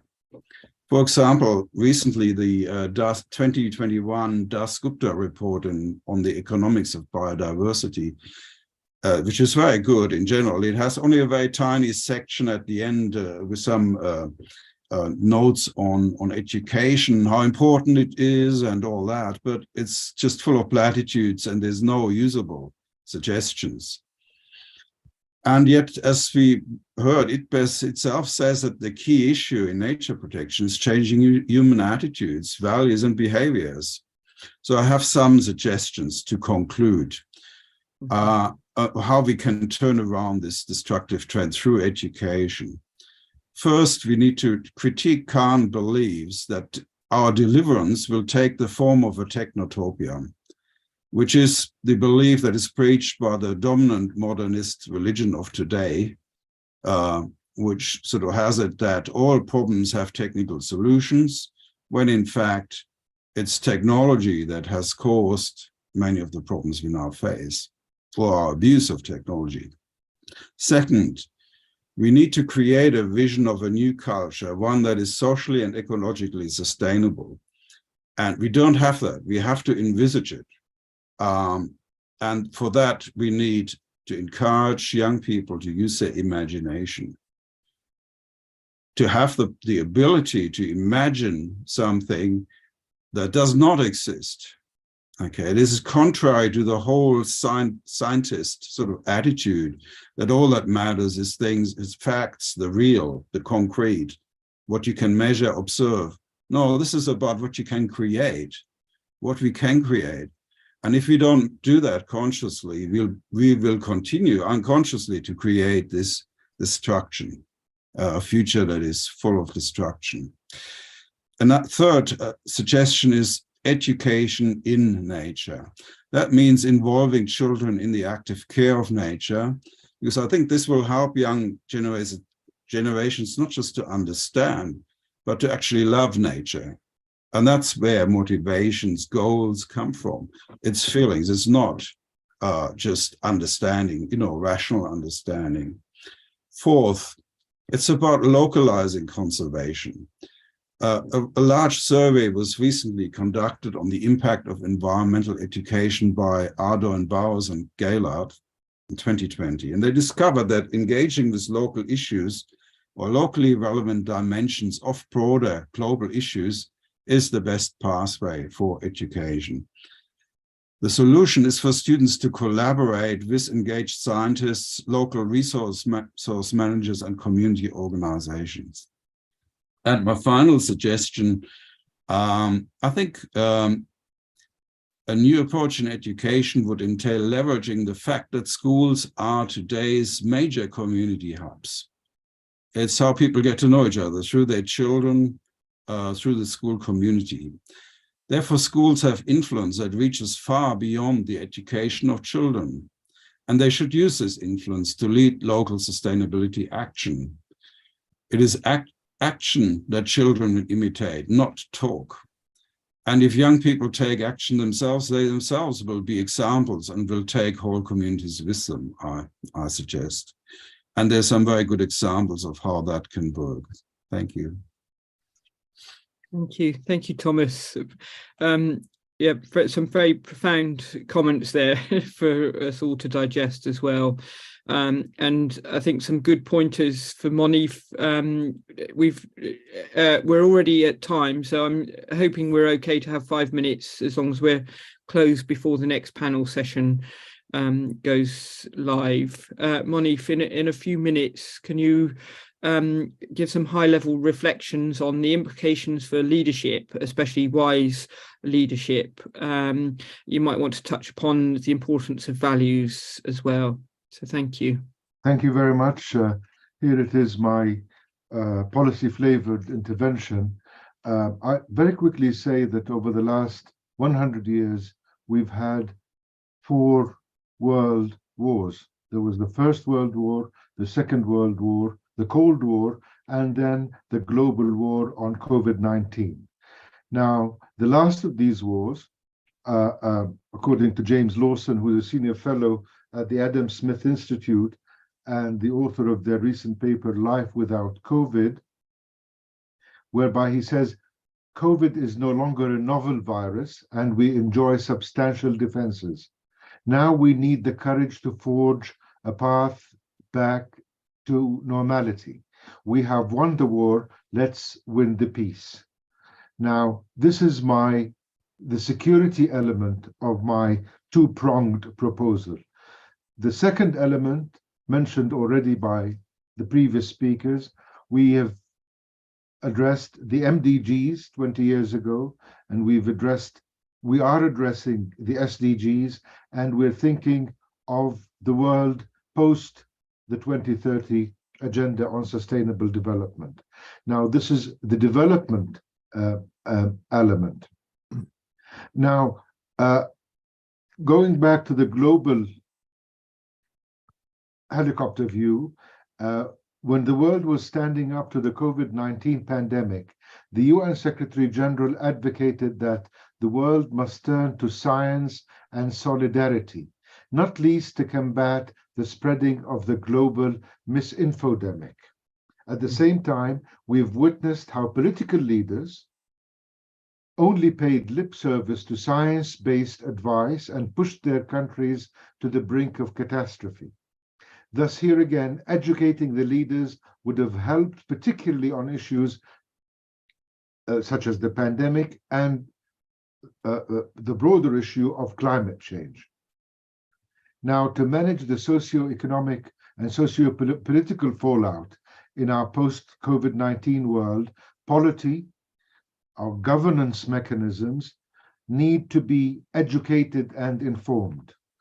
It also should focus, that is our approach, on empowerment through education as a foundation of national and international security. We will still witness extraordinary events with polities struggling to maintain social order, upholding security while generally adopting good governance practices. Realizing long-term soft security in most countries can only be achieved by assuring sustainable and equitable socioeconomic development and the promotion of dialogue. Dialogue at the regional level has to again become the norm in the face of existential threats regionally and globally. A few weeks ago, China officially launched its Global Security Initiative concept paper. The concept paper expounds the core ideas and principles of the GSI, identifies the priorities, platforms, and mechanisms of cooperation, and demonstrates China's sense of responsibility for safeguarding world peace and firm resolve to defend global security. I think such an initiative must be looked at carefully and possibly developed further with the help of international stakeholders. The spirit of the 2030 Agenda for Sustainable Development has to prevail again. We're halfway through. We're not doing well in terms of achieving the 17 goals and 169 targets within the 2030 Agenda for Sustainable Development. So we have to revisit the agenda to factor in new health and globalization parameters, as well as elements that have come to undermine the foundations of contemporary society, with its rampant inequality and rising injustice, and which threatens the very survival of our species. Let me conclude by quickly referring to the Universal Declaration of Human Responsibilities of the present generations towards future generations, currently being launched by the World Sustainability Forum, which says, as humankind enters an era of planetary consciousness, recognizing its common fate and common responsibility, implies that we, the peoples, shall have both the right and responsibility to shape a future for all that is free from want, free from fear, and free from indignity. Thank you very much. Thank you, Monif. Some profound insights, and I think it would take another panel discussion, I think, to explore the international governance and how we might be able to influence that going forward. But just to close the session, just to say a big thank you to the panelists as well as the participants.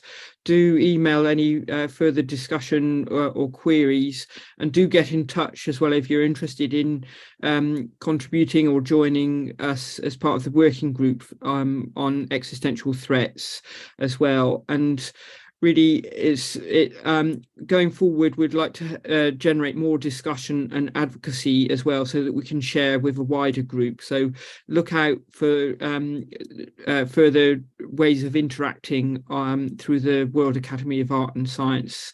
And a big thank you for now. I'm aware we're 2 minutes to time, so we'd better close. But thank you, everyone, and do be in touch.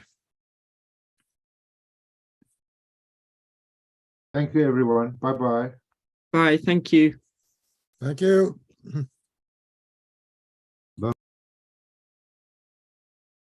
Okay, are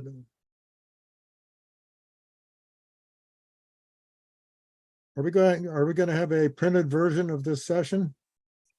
I'll email a follow-up because we're still recorded, but Okay, yeah, an awful lot of interesting stuff here, and I don't want to miss most of it. Okay, what do we have yeah, here? no, that'd be great.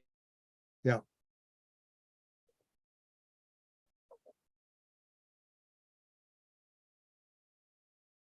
Okay.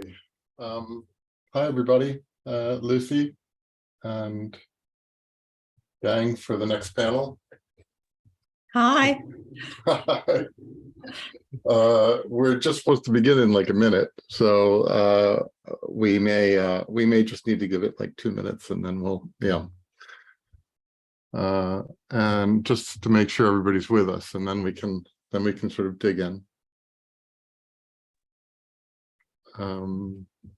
So maybe I could ask really quickly first whether everybody is here from our session. I know you're here, Lucy. Fadwa, are you here? Maybe not yet. Marta, are you here? I think I see Marta joining on now. Yes, hi. Hi, Marta. And Vesna, I see as well. Hi, yes, I'm here. Okay, great. So I'd like to, because the last session just ended like a minute ago, I'd like to give it a minute or two, and then we can sort of jump in. How does that sound? Sure. Yeah. Okay. I don't know. I guess the tech people are going to be. Oh, hi, Fadwa. There's Fadwa. Good to see you. I guess the tech people are going to be controlling the screen, right? We don't have to worry about that. Yeah, okay. That's great. I'm actually not thinking of using PowerPoint or anything like that. I don't think any of us are. Yeah, that's good. So that will make it easier. Yeah. Okay, I'm going to give it just another minute, and at sort of 2 past, I'll start, since I think we just needed a moment to sort of settle in here. Fadwa, do you have a camera? Yay! Hi, everyone. Hello. I can be heard. Yes. Yes. Okay.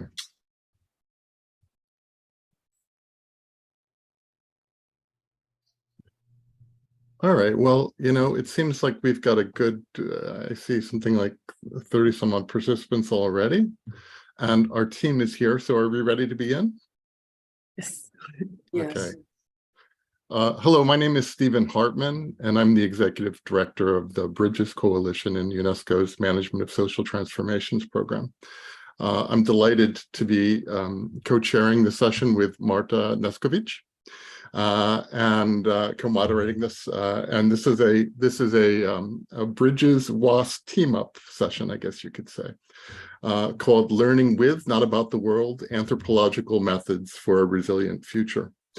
I want to sincerely thank the organizing committee of the Education for Human Security Conference, our partners at the World Academy of Art and Science, for inviting us to partner with them on the conference and in this particular session.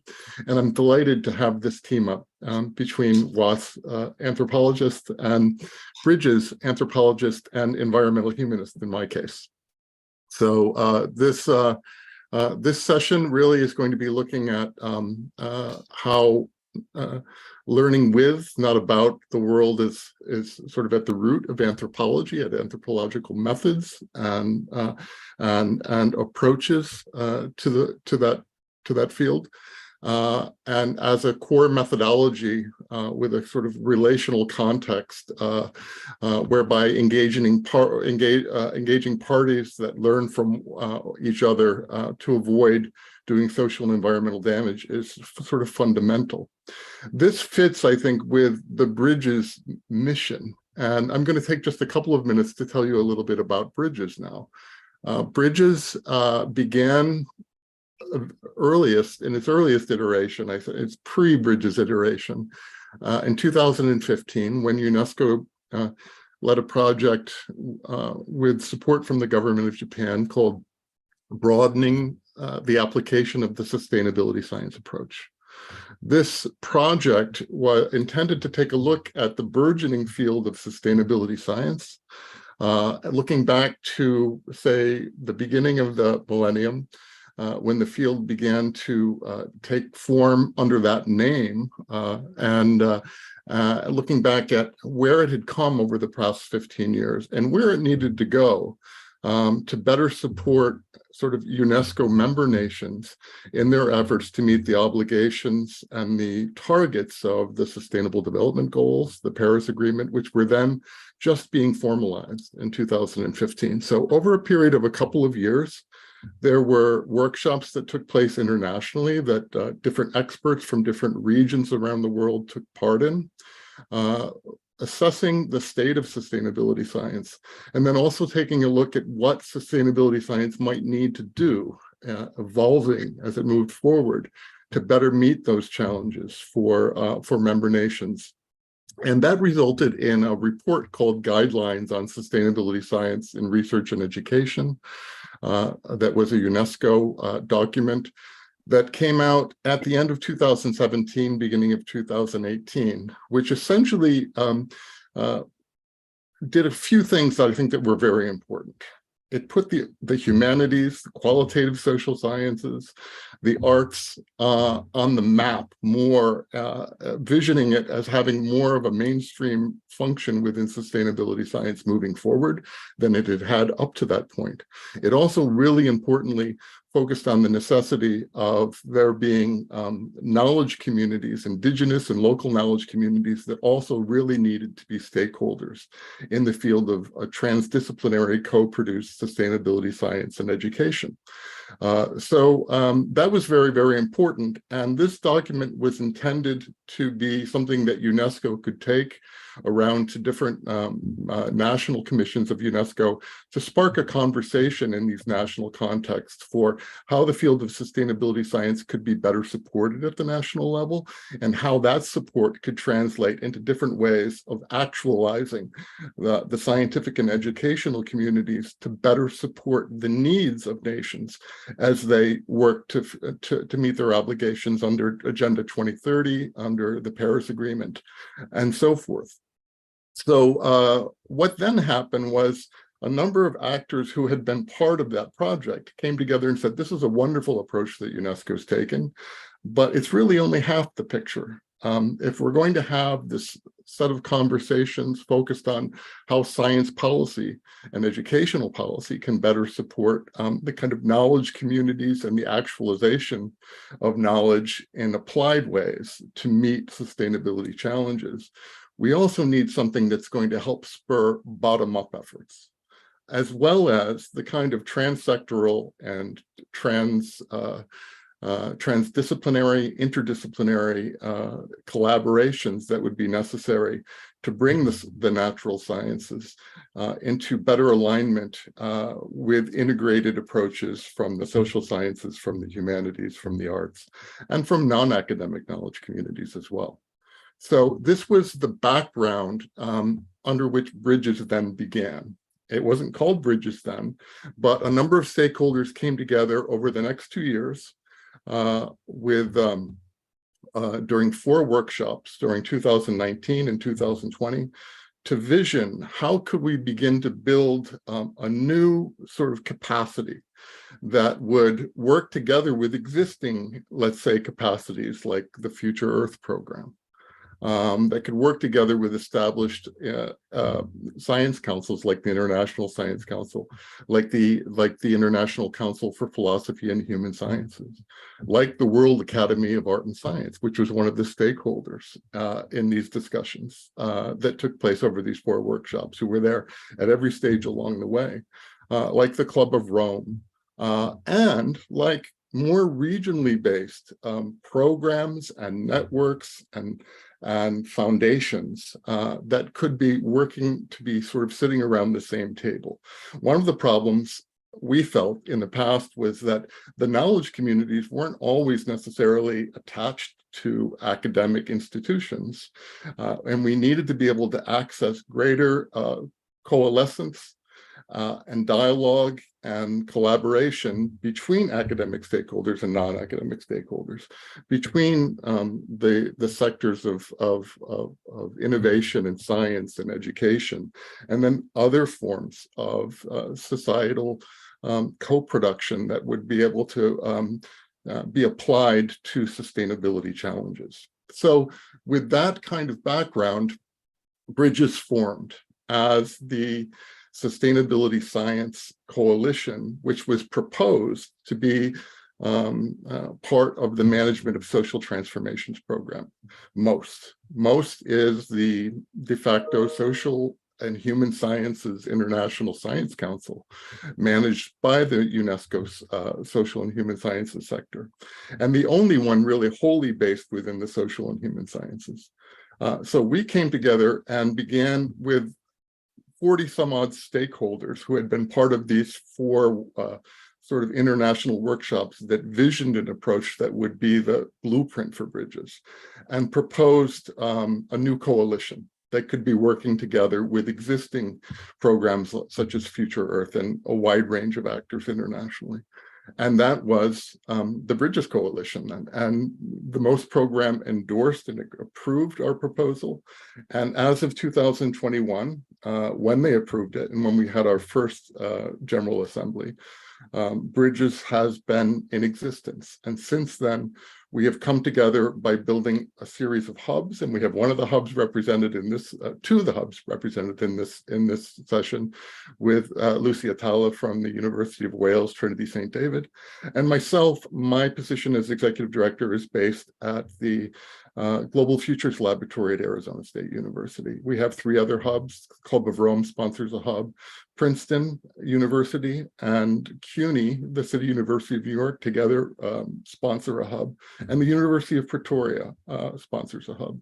And we will be having more hubs that are coming online in the years ahead.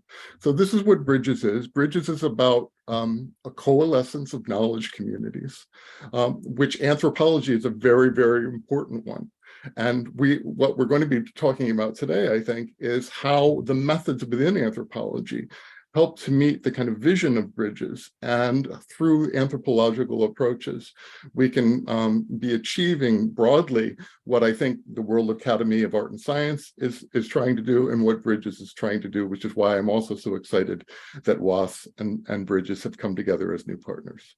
So over then to our next speaker, who, Marta, I think you're taking over Yes. the moderation from here. Over to you, and I'll let us move on. Thank you, Stephen, and hello, everyone. It's a great pleasure to be with you today for this session, bringing together representatives of UNESCO Bridges Initiative and WAS. to explore the role of anthropology in educating and equipping future generations to address uncertainty and promote human security. I'm excited to learn from our speakers more about the creative pedagogies and methods of knowledge-making of anthropology. Our first discussant is Lucy Atala, the director of UNESCO Bridges UK Hub. Lucy is a senior lecturer in anthropology at the University of Wales, Trinity St. David, and a senior fellow of the Higher Education Academy. Lucy, what can anthropology offer in terms of educating new generations and equipping them with skills that allow them to be comfortable with addressing the uncertainty that the future brings? Thanks, Marta. Okay, so I'll try and answer that question. My section then, I mean, our sections are going to link together, I hope. So my section then is going to think about the skills that I think are necessary to navigate an unpredictable future, the unpredictable future that today's youth is almost guaranteed to face now. And it proposes that learning anthropology, particularly anthropological method, helps one to become what someone called Conniff calls an uncertainty expert, someone able to negotiate uncertainty. So anthropology, to do this, I'm going to have to establish what anthropology is and what it isn't first. So anthropology, established as a named discipline only early in the 20th century. So for a discipline, it's young. And originally, it was the exclusive domain of men, particularly white men, and it was based on the fundamentally flawed and, well, frankly, racist notion that small-scale societies, predominantly those in the global south, could be used as comparative examples to reveal humanity's evolutionary origins. Well, this pursuit, with all of its underlying values and academic conventions, was accompanied by a particular kind of mindset that sort of assumed scholars were qualified to just waltz into communities and collect information, which unsurprisingly earned anthropology the uncomfortable title, the child and handmaiden of colonialism in 1968. But thankfully, critical attention to the diversity of social life forced change. And today, anthropology's core concern is to draw out the socially held meanings that cohere groups, organizations, and communities together to find out what interacting sets of ideas are employed to hold those groups together. Something that Geertz described as making the informal logic of everyday life visible. So contrary to popular belief, it's not about documenting and recording differences, but should be thought of as a perspective that moves away from looking through one's own lens to recognizing the existence of the lens itself, to expose and decenter one's own tacit and unstated assumptions so as to apprehend those tacit and unstated assumptions of others. Or put another way, for the fish to notice the water it swims in. So Komarov suggests that this is possible through a process of critical estrangement, a state that's claimed produces diagnostic clarity because of that allows the hidden to become evident. So estrangement enables fresh perceptions of what are considered to be established discourses, when what appears as a fact, as timeless, as true, becomes open to question. So again, to paraphrase Komarov, when one realizes what happens, what appears on the surface is the question. So anthropology, therefore, is the really profound exploration of the creation of facts, as much as artifacts, of claims to truth, of morality, of accuracy, of variety, of possibility, of the intangible. It pulls back the veil to show how each of us sits within and upholds a broader system or a web of ideas. Yet the generalized notion of that anthropologists must travel to far-flung places to map low-tech ritual practices, to preserve or to advocate for small-scale cultural groups, to collect something that is oddly called data, despite it typically being non-numerical information, persists. So this is not the case. Anthropology is not about now and then, and it's certainly not about here and there. It's concerned with positionality of knowledge, the consequences with regards to developments, for example, of AI, of genetic modification, of ocean acidity, of war, of human rights, of urban planning, as much as with the Euro-American concept of indigeneity. But most importantly, anthropology critically unpacks contemporary life to propose contextual futures. Anthropology stimulates thinking about what we, the people, want our futures to be in our regions. And as a result, I don't introduce hunter-gatherer groups into my lectures for students to simply know about customs and traditions. I want them to grasp there is a variety of social approaches to daily life, to governance, to exchange, to social organization, to the family, and so on, with a view to conjure up alternative modalities. That certain hunter-gatherer groups insist that food gathered must be shared tells you something about alternative economic possibilities. That another group knows the forest as a family member encourages apprehension of vastly different ontologies, and relationships with the environment can be imagined anew. That groups persist without a leader and without war means it is possible.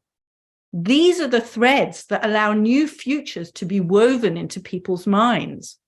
But that isn't all that anthropology gives. Anthropology has a distinctive method which gives more, a praxis that provides a raft of soft skills that are required for these so-called uncertainty experts.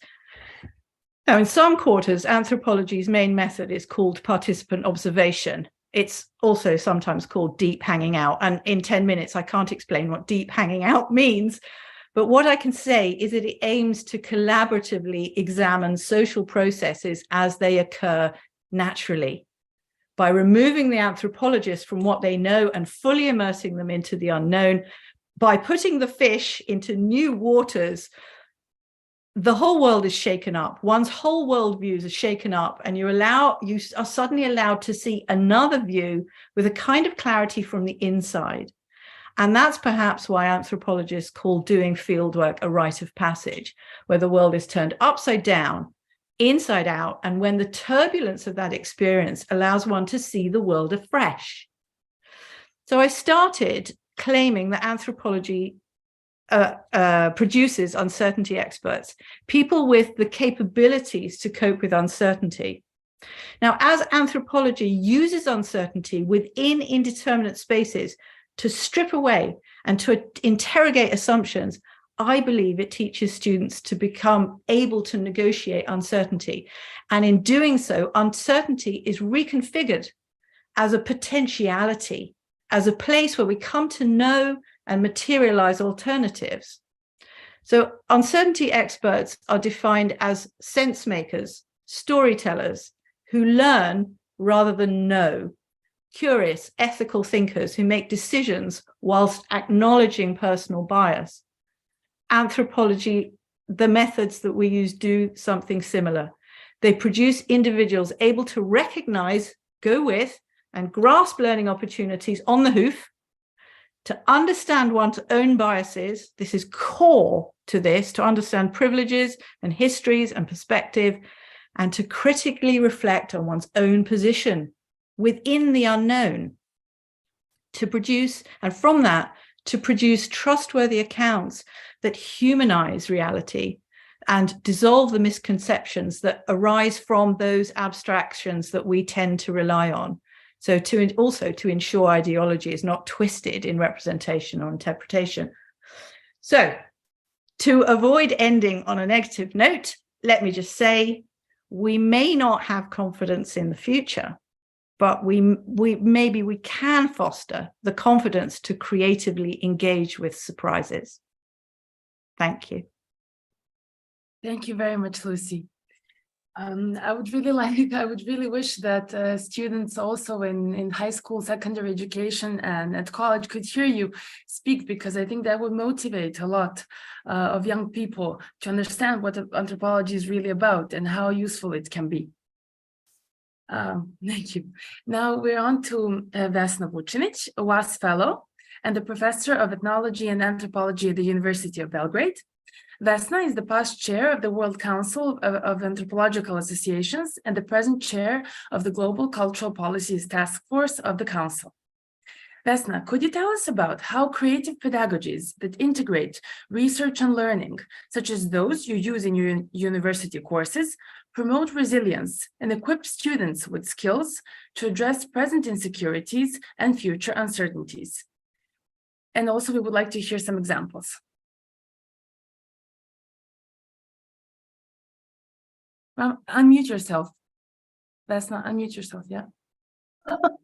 Yes, I was worried that there will be some strange noises around, but so I forgot to unmute. Thank you very much, everyone. Well, everyone who joined this panel. We are here together, and we some of us didn't know each other before, and some did, and it's nice that we will have a conversation, a new conversation once again, officially in this panel. And thank you, Marta, for actually suggesting this panel, putting us together. Okay, so I will actually tell a story of my simple experience, but to me a valuable one, and I hope I can share it with you as such, from class.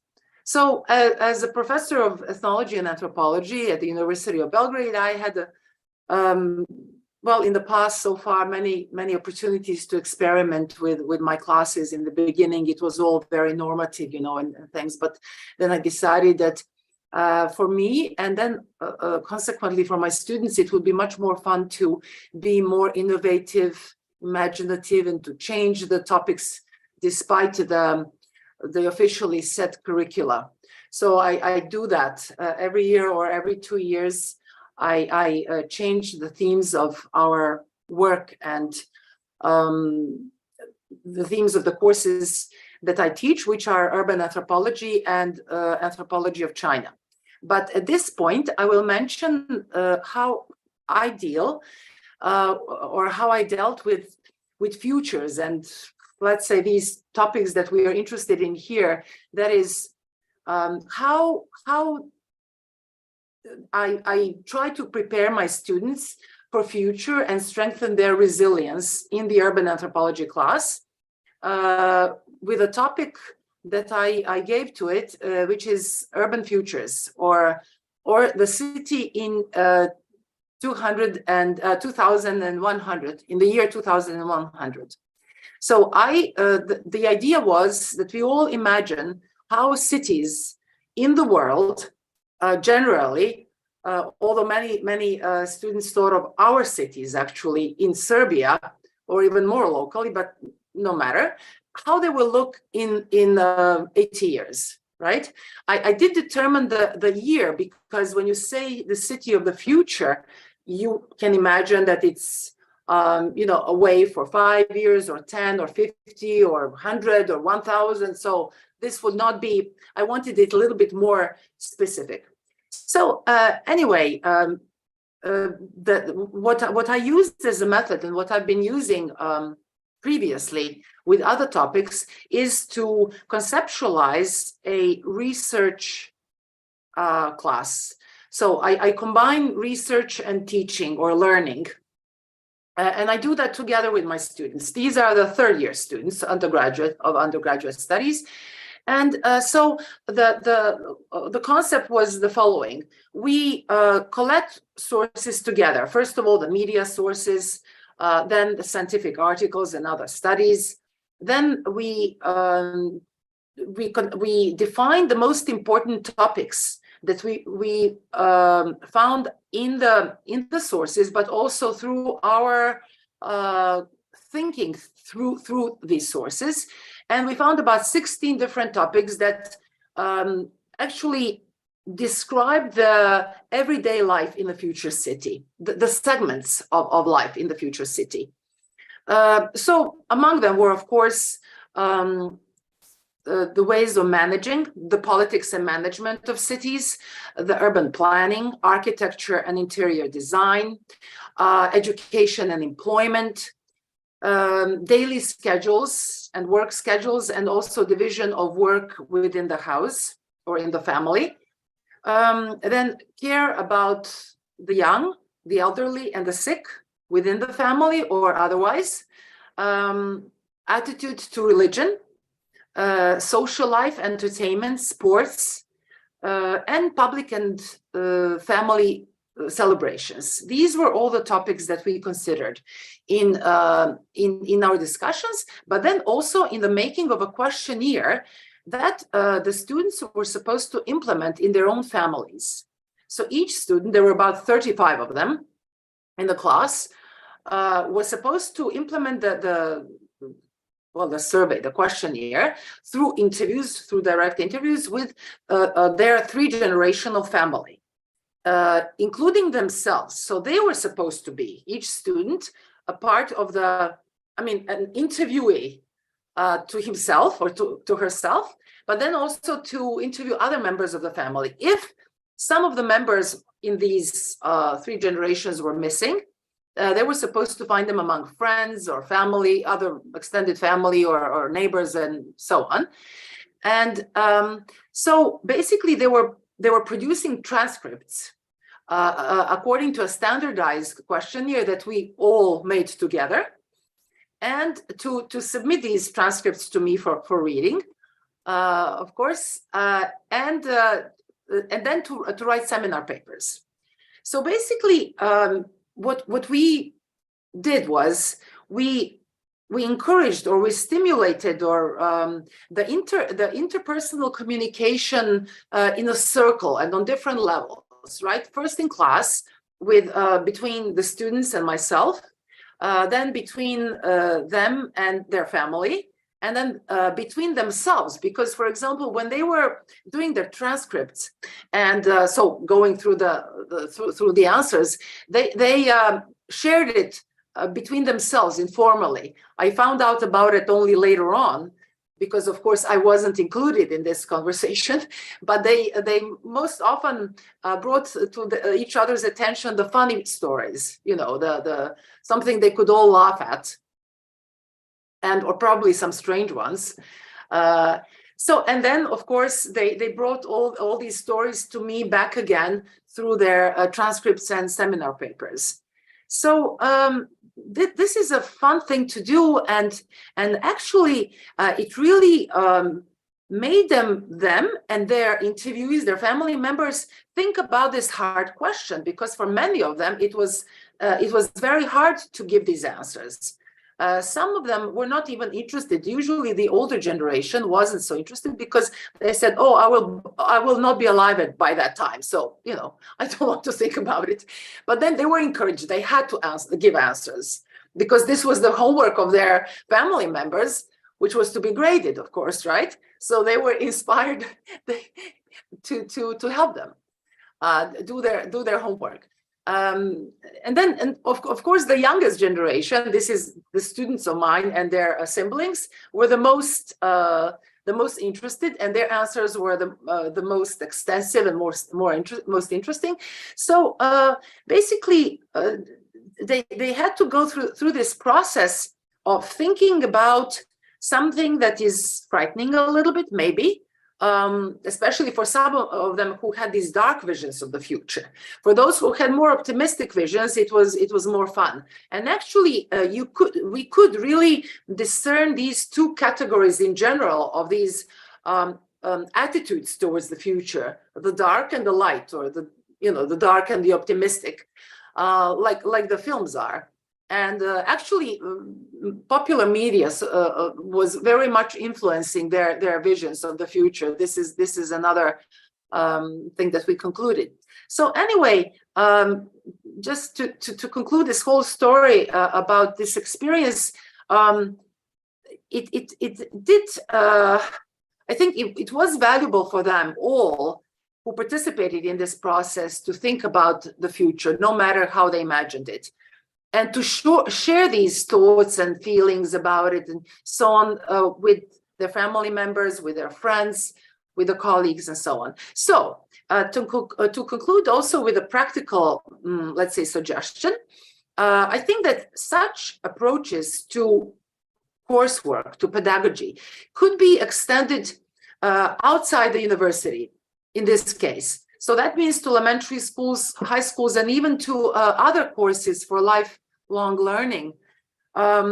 Because no matter that such courses would not have to have such a title, anthropology of this and that, or anthropology of future, they could still be conceived in a similar way and on different topics, on different futures, of different aspects of the future, more specific or more generalized.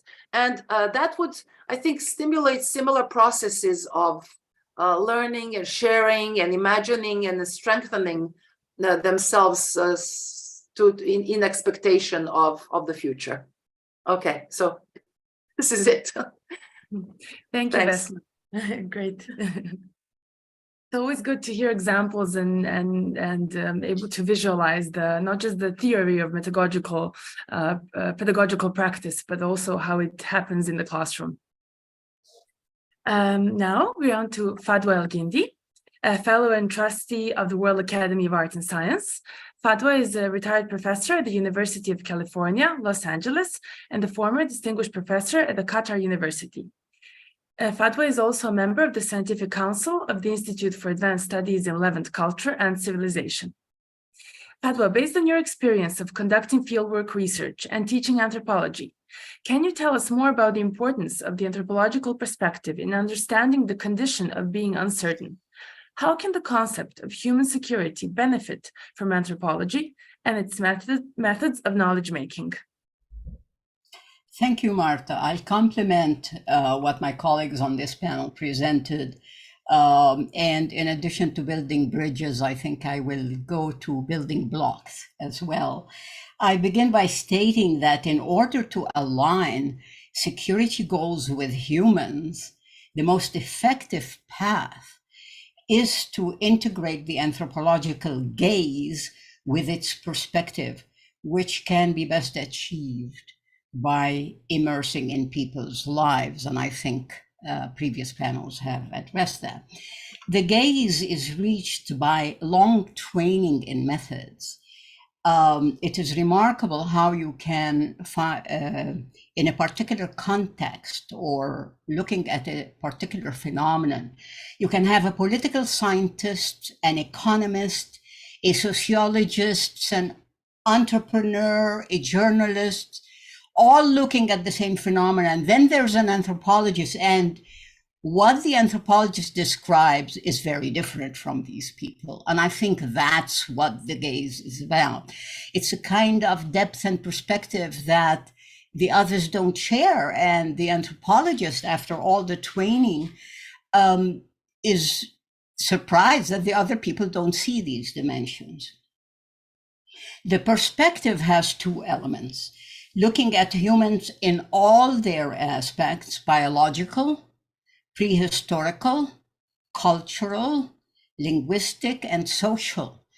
And that's what we mean by a four-field anthropologist. And traditionally in the United States, the training was in four fields, and the examinations were to obtain a PhD were in the four fields. And this way we see the human in its totality. When we see some earthquake today, we say, well, this happened 120 years ago in this particular place, and the conditions were such. They are not necessarily related to activism and climate change. The other element is looking at any phenomena against the tapestry of the wealth of ethnographic information gathered over centuries. It's in books, it's in human relations area files, it is in the Smithsonian Institution, and in the anthropologist's minds and tales and stories. And this is important, that we should go back to all this ethnography that exists that tells us about how different people do different things and how much they share, how much they differ. And this kind of knowledge that anthropologists have been accumulating is invaluable for providing the perspective that I'm talking about. I have had the experience of immersing in the field. We talked about fieldwork, it's called fieldwork, in 3 cultural regions: in Nubia, among the Valley Zapotec of Oaxaca, Mexico, and among Gulf Arabians in Qatar. And my conclusions and generalizations benefit from this experience. Another experience of much value comes from teaching. I have been teaching over 30 years in the United States, and I've had a valuable experience teaching at Qatar University. I will share 2 cases briefly. I've shared it with some of the panelists before, because they tell us something about innovation and teaching and what education is about. As you know, Qatar prospered recently and very rapidly. And youth of today were born into wealth and very high tech. While teaching in Qatar, I realized that technology served as an impediment to learning. So whereas all of us are talking about human security and technology and innovation with technology, I say that this is a particular case that can teach us something. So I removed all high-tech tools in the classroom and asked students not to bring smartphones, watches, or laptops to class.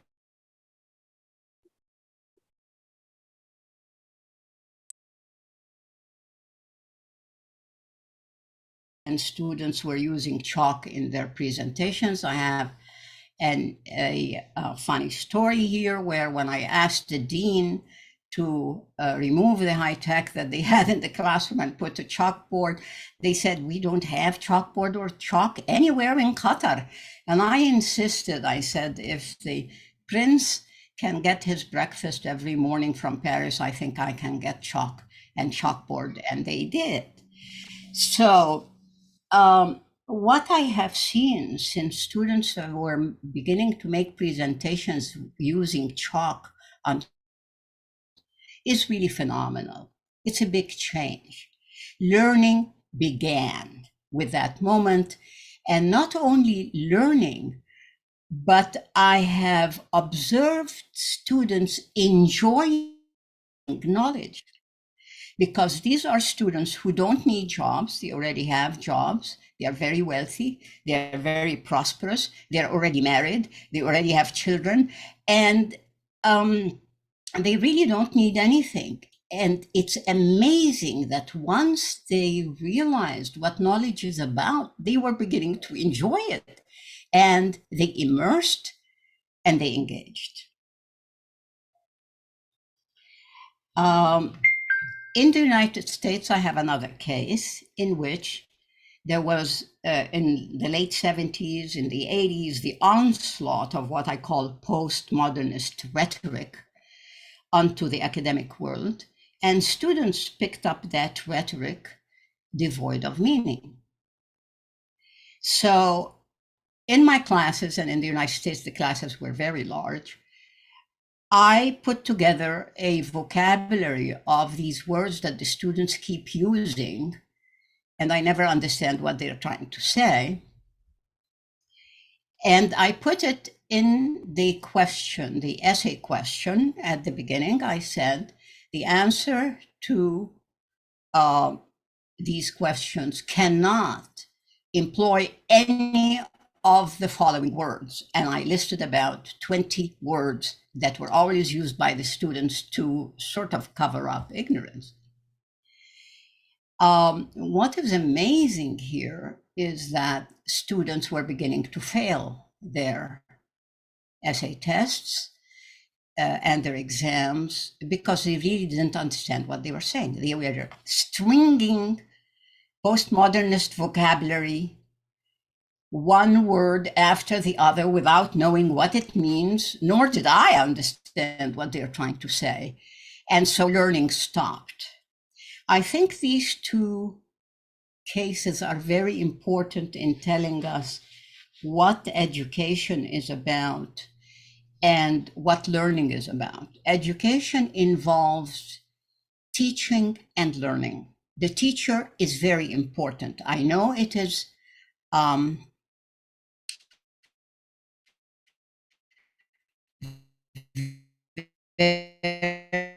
very students to tell us what to do. We want ways of knowing. I don't believe that. I think the teacher is critical. And should the teacher be empowered by, of course, the knowledge of the subject matter they are teaching, as well as empowered by creativity to use innovation that emerges itself in particular situations, such as Qatar is a unique situation. Why should I employ what I employed in the United States? It won't work. Why should I ask questions that I asked American students, whereas there is a different cultural tradition, a different background, a different environment altogether, and economic situation, demographics, preparation, attitude to technology, and so on. So the instant innovation that emerged at the time to deal with the situation enhances learning. So innovation by the teacher is essential to learning, is how I conclude. Thank you. Thank you very much, Fadwa. I'm having a little trouble with the chat. Stephen, would you mind reading the question? I cannot visualize it. Yeah, sure. I can. We've had one question in the chat window from Juliana, which is really two questions, but I'll start with the first part of that question, which is this: how can anthropology as a field and anthropologists as scholars and practitioners constructively confront its colonizing roots and champion a better way forward? So that's Can I have a go? Am I allowed to talk? Yeah. Okay. Juliana, thank you so much for your questions. And they're a bit multi-layered, so there's quite a lot going on in there. So I feel as if anthropology is already trying to constructively confront its colonizing roots. Obviously, there's still work to be done, but I think the key area is that anthropologists have recognized that they aren't learning about, this is the title of this session, other people, but they are learning with, they are being taught by their experiences with other people. And it's those other people that become sort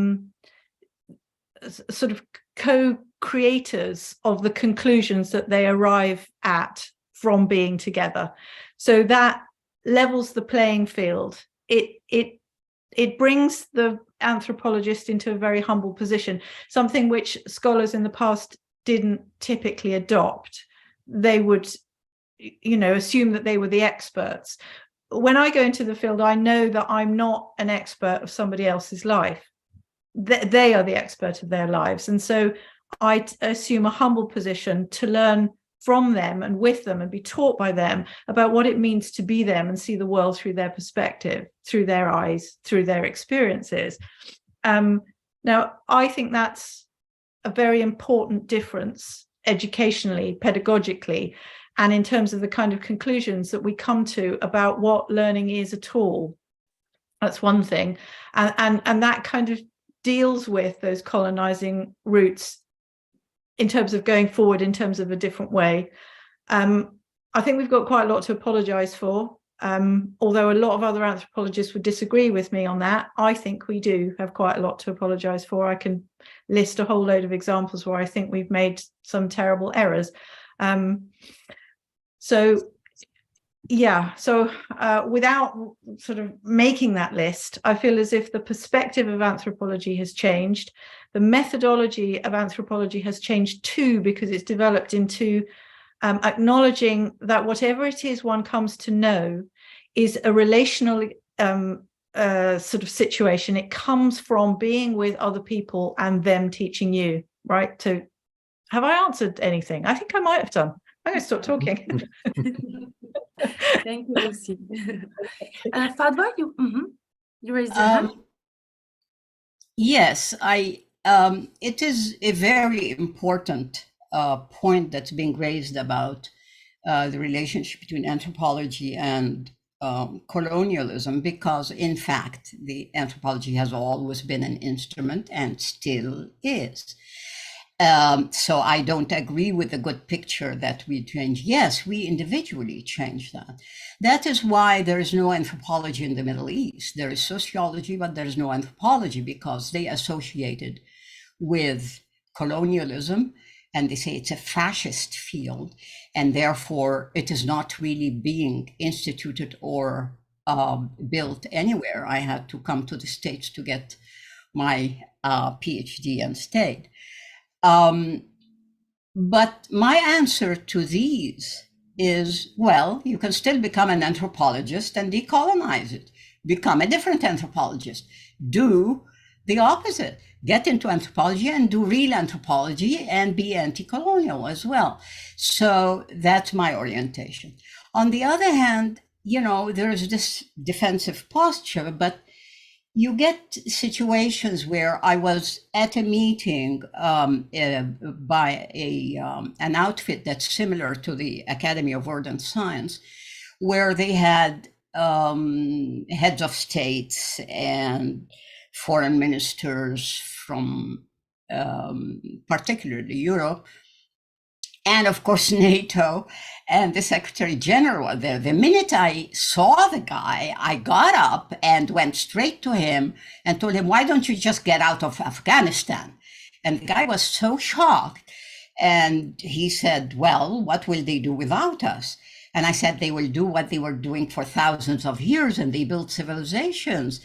You know, you should listen to anthropology. His answer silenced me. He said, we are listening to anthropology. You have no idea how many anthropologists of today, from America in particular, are embedded with our intelligence groups and guiding us to colonize Afghanistan. And I heard that about Iraq as well. The anthropologists were in front of the army and the CIA entering Afghanistan, advising how to control them through their cultural traditions. So I don't want to be naive about it. I think these people are being exposed. Individuals can make their own decisions. Money is very attractive. CIA pays them a lot of money. But I think that we can also continue with our attitude, doing good work and countering these images and writing about them. Now we have several books out about these embedded forces by David Price and several others who exposed these moments, but they exist. We cannot romantically sit and say, let's gaze in perspective and anthropology is not about. It is. And we have individuals in anthropology today collaborating, and that's a fact. Thank you, Stephen. Yeah, I noticed that there's a little activity in the chat window, so I'd rather allow space for that. If there's a minute at the end, I can share my thought, but I'd rather allow our other participants to come in with their questions if they haven't. Yeah, so Anne says that she's put something in the chat, but it hasn't come up into the chat window. So Anne, maybe you want to say the question. Ask it. Okay. I could come with a thought while we're if she's going to be reposting a question in there, and that's that during the first session today, the opening session of the conference, I heard a number of really interesting comments about, among other things, the idea that today's threats can't be solved by traditional approaches to education. I would broadly agree with that. And among other things, I heard comments to the effect that top-down efforts have to be complemented by bottom-up effort. And I think that that's very consistent, I think, with the approach and the philosophy of WAS as well as of Bridges. But I think it's also maybe worth pointing out that that's the messy bit. That if we don't begin to address how complex systems operate and how societies are organized in a variety of complex ways, we can't attempt to address those messy bits, I would say. And I think part of rethinking traditional approaches, let's say to education, and traditional approaches to notions of security really have to do with thinking about our own relation in this learning process. So rather than thinking only about education with a big E, learning, we do need, as I've also heard from a couple of different people in the first session, we need to ask the question, what do youth need to learn to face the challenges of the decades ahead of us, the lives that they're going to be facing ahead of us? And that's a very important question, of course, but I think it has a complement, which is what do we need to learn and understand better about youth and the potentialities that youth contain, including the potentials and indeed the knowledge and wisdom that they embody. Because this is something I think where lifelong education is very important as a complement to formal education, strengthening intergenerational potentialities and actualities for action, where we can work together, not as generations divided, boomers versus whoever else, but with one another, and where we're not separated by mistrust or even a kind of arrogant disregard for the inherent value of all people at all different life stages. So these are just some thoughts that I had that came from that very first session that I think have complements or parallels with things that have been brought up in this session. That lifelong education, for instance, can be harnessed for the good of the many people and peoples, the many sectors of society, and that has parallels with thinking in decolonial ways, I think, about the value of peoples from all regions and all cultures as well. Thank you, Stephen. We have Anne's question. So how can we reach out to more STEM students or institutions to participate and, more importantly, value anthropological approaches? So I think Vesna kind of dealt with that a little bit in her presentation when she said that this isn't, that anthropological methods are kind of fieldwork projects that anthropology students are expected to do, could be the kind of projects that other students are expected to do too. It's not restricted to anthropology, and that in doing that, you hone some of these softer skills that are necessary to be able to negotiate uncertainty. So when uncertainty strikes, you know how you respond, and it doesn't sort of generate the kind of anxiety that stops you being able to deal with uncertainty. Sorry, go ahead. Yes, definitely. I think it would be very nice if anthropology could be chosen by any student who, among them the students who study natural sciences and technology or whatever other class. But it depends on the system. Educational systems are not the same. So, for example, in the US, where you have the major and minors, and then a requirement to take a number of subjects of classes in social sciences and humanities, and on the other side in natural sciences, this could work if they decide to have anthropology among them. But in some educational systems which are more focused on a certain field or discipline, like in Serbia, the students, I'm not taking my school, listen mainly to the classes in the field that they chose to study, like in anthropology or history of art or history. Now they can also take some electives from neighboring departments, but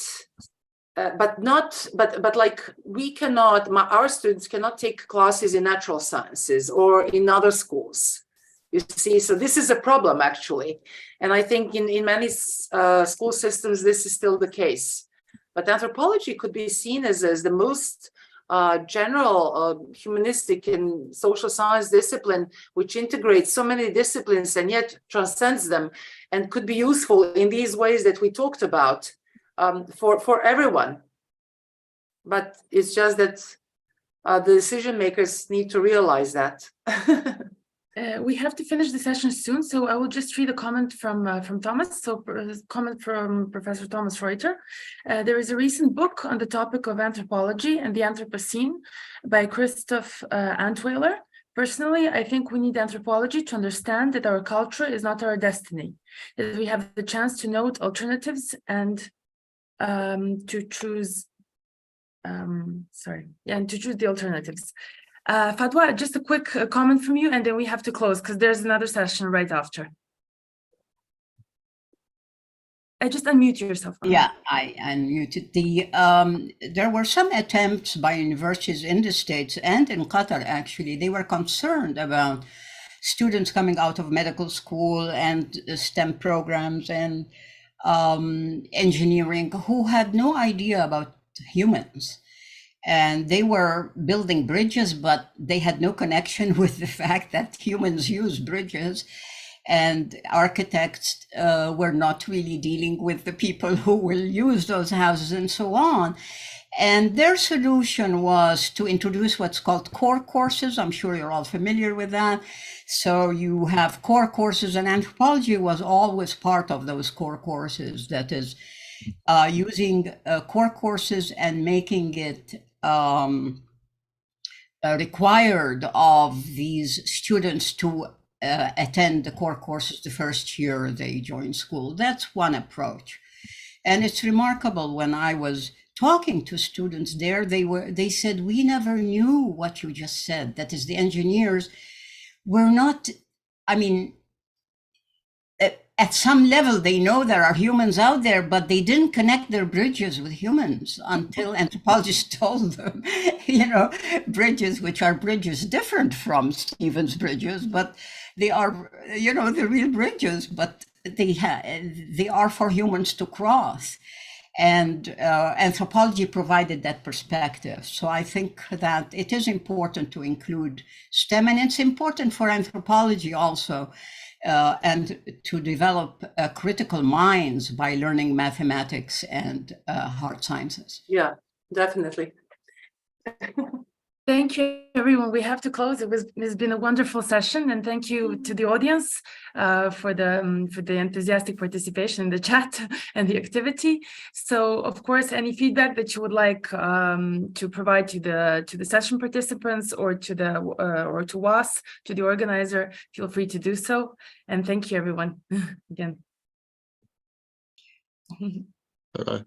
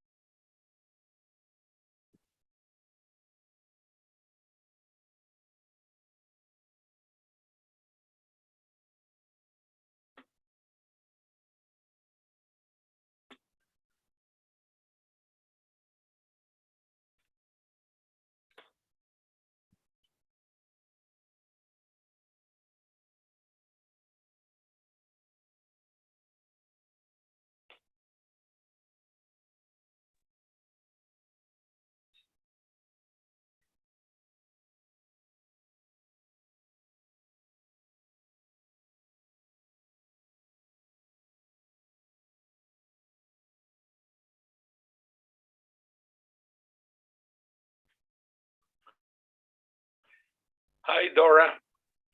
Hello, everyone.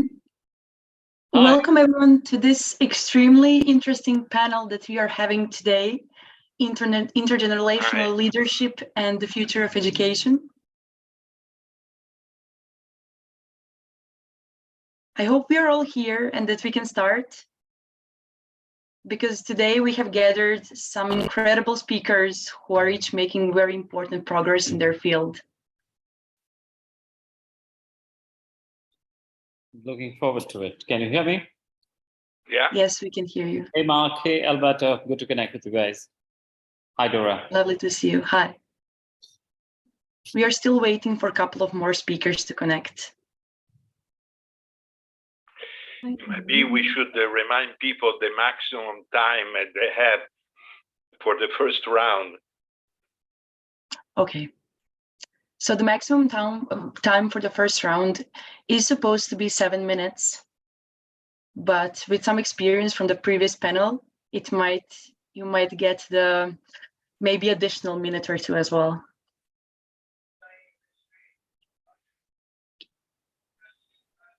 Right, Dora, as and when the other panelists join, we will promote them panelists from attendees. So if you would like to begin, please go ahead.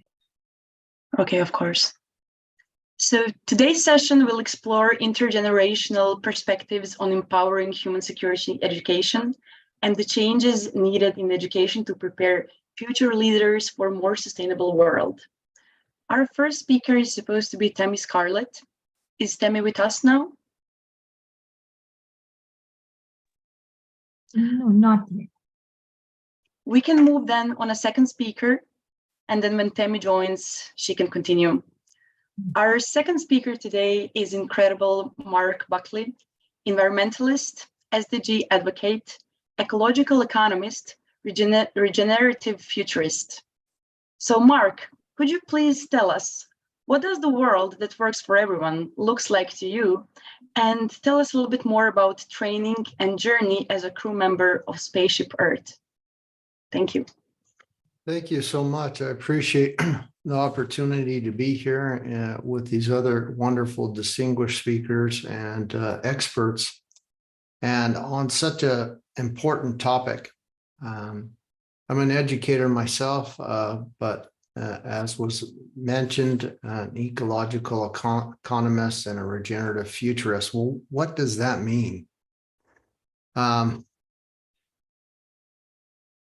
For the United Nations, for the World Economic Forum, for the World Government Summit, for international organizations who are wondering what the future is, what the goals are, and how we get there, I advise and consult them and really conduct workshops on what a world that works for everyone looks like for us and how to get to that future. So I wrote the United Nations Sustainable Development Goal Manifesto for the United Nations. And I wrote that specifically because when we see the United Nations goals and some people are like, oh, bubblegum colors, wow, that's interesting.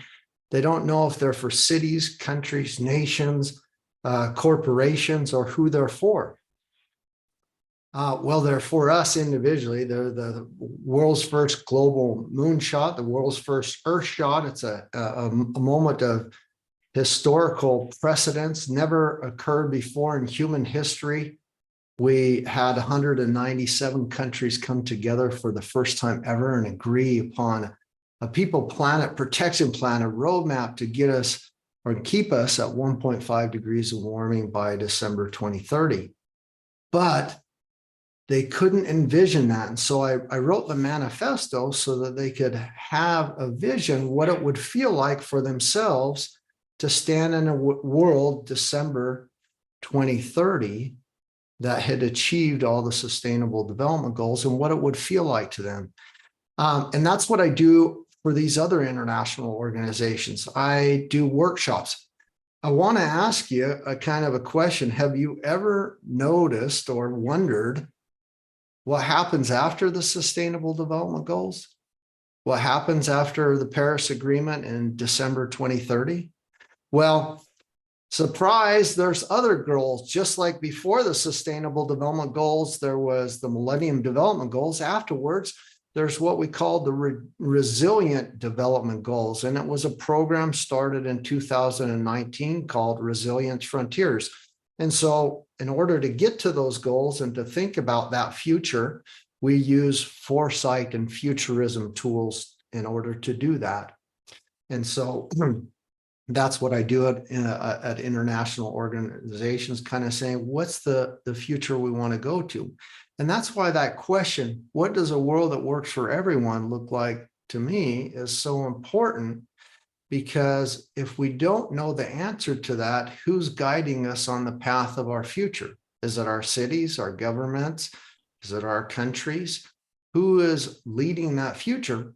And the other thing is, if you don't know it for yourself, how are you holding anyone accountable if the world that you live in or the place you live in is going in a different direction? And I really think that's a vital question to ask yourself, because if you would like the world to go in a different direction than the world that you live in or the community that you live in, then it's time to let your voice be heard that you're uncomfortable. You're not happy with the way things are going, so that you can get the world, the future that you want to live in. I want to give you a few thoughts, because it's really important to think about the future of education and where we're going. Sadly, at the beginning of the pandemic, just shortly after the pandemic started, 4 years ago almost now, it was crazy because Sir Ken Robinson, probably one of the biggest educators and promoters of the future of education and where we should go, passed away. And he'd set some pretty clear visions and things that we should do and ways that we could work and what the future of education should look like. There's one problem. It doesn't matter what the future of any education system or ideas that we come up with, if they're run on an old civilization framework, if they're run on an old infrastructure that is the same business as usual or the way that we've done it throughout all the civilizations previous to us. Now, when I say civilizations previous to us, a lot of people say, what's he talking about? And that's one big thing that we don't always learn in school. That is a big thing.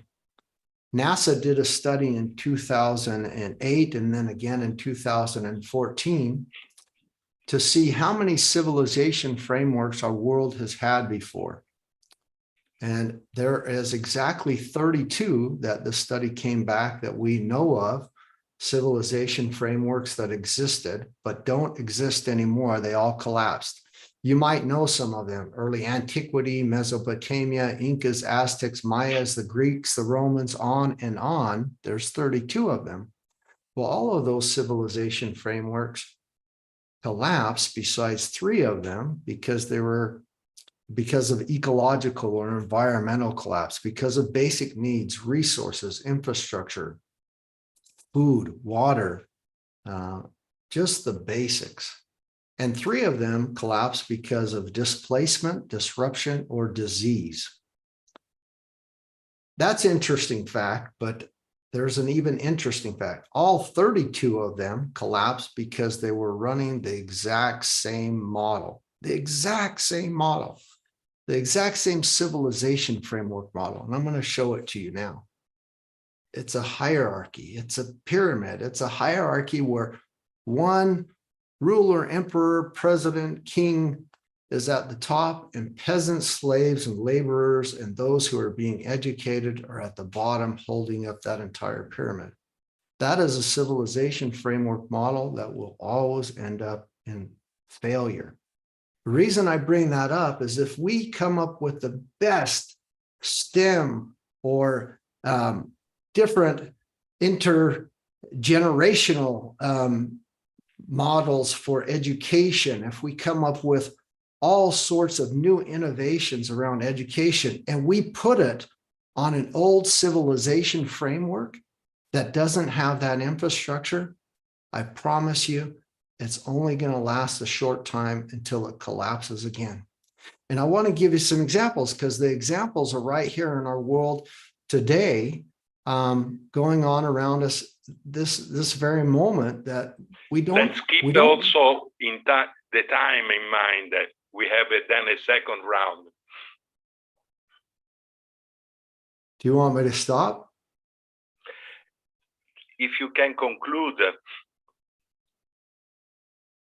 Yes, I can also hear your paper shuffling while I'm speaking. So if you could put it on mute while I speak, that would be really nice. What I wanted to tell you is that currently there's 617 million young learners in our world. And there are 244 million children out of school. If we take those young learners that I'm talking about, we're talking kindergarten, preschool, first and second grade students, which are 617 million young learners in our world. That would mean in order to provide them with schooling and education, we would need to build 63,000 new classrooms every single week. I want you to ask yourself if we're even building 100 in a month. We're not. Around the world, we are not building 63,000 new classrooms every week, let alone in a month.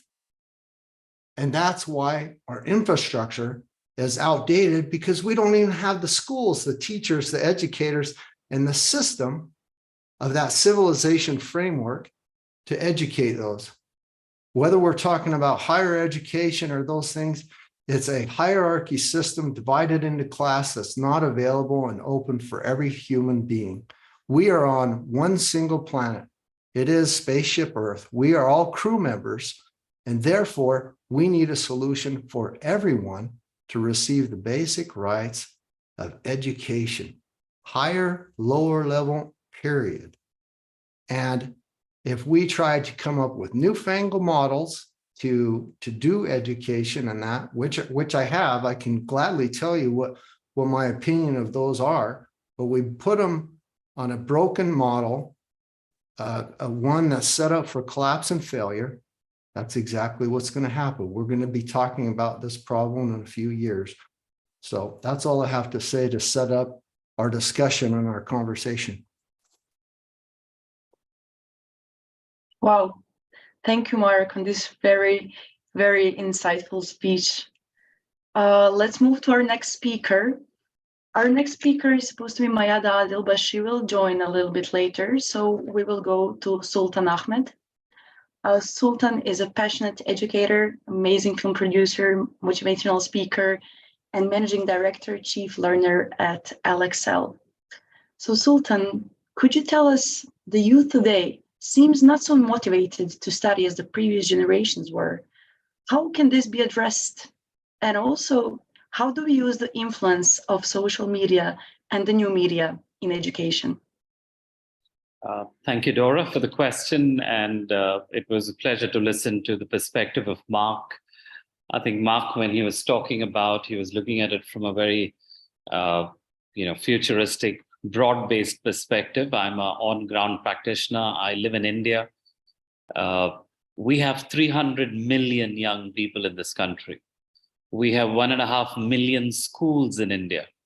So if I genuinely believe that if we solve the problem of India in terms of education, we're solving almost 1/3 of the world's problems of education and future. So I'm going to, focus my comments specifically about South Asia and India, because this is where my specialization lies. I believe that one of the biggest challenges of education, not just in India, in most parts of the world, is there is a lack of motivation for the youngsters to engage with education. When I look at my grandfather's generation, survival was a great motivation for them to get educated, because a good education meant a job which gave them a survival. If I look at my parents' generation, security was a wonderful reason for them to work towards an education, because they were looking at a secure future for themselves. My generation and the younger ones who are coming out, for them, they've not seen the problems of either survival or security in a large parts of middle class India, and in large parts of the middle class of the world. So they're not motivated to study. And I think one of the biggest challenges of education, the way we've designed it, is we make and we create, and we're proud of creating selfish individuals. Right from the time the child is very little till the time that they're growing up to be young adults, it's always about my studies, my test, my assignments, my promotion, my grades, my job. It's always about me.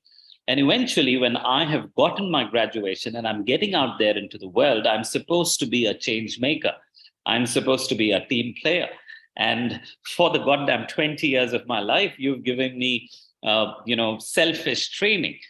I think this is a fundamental change that we need to bring about in education, that we need individuals to start focusing beyond themselves, beyond their families, to start looking at the society. Because if you look at any successful societal models of the past, it was always about educating to create a better life, not to create a livelihood. Unfortunately, we've relegated the entire process of education to getting a livelihood, that is getting a job, which I think is so sad. I think if I would want to make a fundamental change to the way education happens, then that would be more on, focusing children and the young adults to live a better life. At this juncture, I want to also add on and juxtapose another point, and which is, two of the largest change makers on the planet, number one is technology, and the number two is migration. We can have a debate which is number one or two, but these are the largest change makers. I have no clue where these youngsters are going to live. If they're born in India, born in Africa, born in US, we have no clue which part of the world that they're going to live in. We need to be preparing this generation to live in a much more flatter world. And introducing them to world cultures, to world stories, to world challenges, to world issues has to be done at a much more earlier, phase in their lives. And one of the work that I do is I'm a filmmaker and I make films. I've been making films now for 10 years. And one thing that surprises me, I've traveled to some of the world's biggest children's film festivals all over the world, is one of the world's most influential mediums, which is films. We've somehow relegated it to only entertainment. It has the power to change societies. It has the power to inform and educate. And somehow we don't make enough films. And that's the work that I do. So I genuinely believe that whether it's films or gaming, bringing in stuff that engages children is what I would like to see more, not just at the school, but at the university levels, and making education more relevant to a life and not a livelihood. So I leave that there and probably come back for questions later. Thank you, Sultan, so much on your speech. Let's move to the next speaker, Aziz Abubakar. Aziz is UN Youth Delegate, founder, the Climate Education Initiative Project. Aziz, how are you empowering human security through your organization? All right. Sorry, I can't turn on my video today. I have a very terrible connection. But I'm just gonna quiet. I hope you can hear me.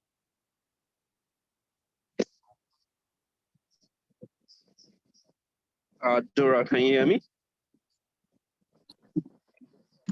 We can hear you, yes. Dora, okay, yes. All right. Okay, all right then. So I'm gonna start with giving a bit of context.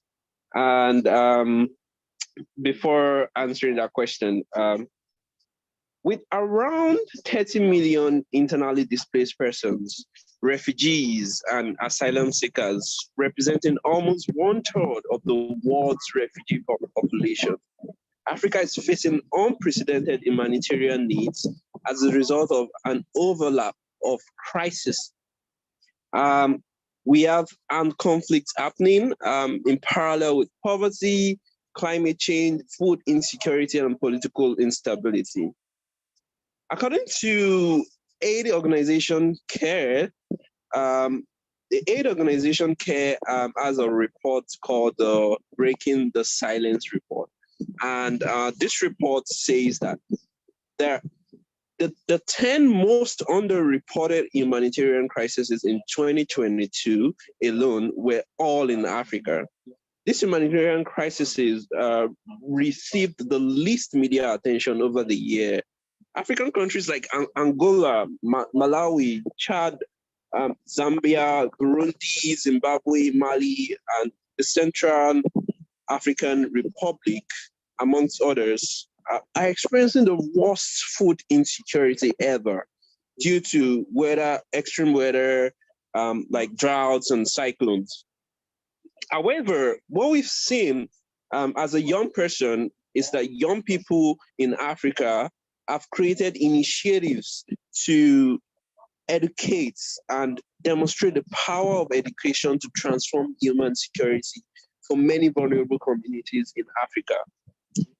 And as the founder of the Sustainable Solutions for Green Growth initiative, I'm co-creating different solutions to ensure human security for a lot of young people in my country, Nigeria. For example, I'm collaborating with the Climate Risk Research Foundation, Open Source Climates, and Earth Daily to empower young people through capacity building workshops. We're working on an hackathon called the Climate Change Risk Resilience Hackathon, and we're empowering people to develop physical risk models and also carry out resilience planning in order to plan for the future of education, looking at the context of climate change and other humanitarian crises.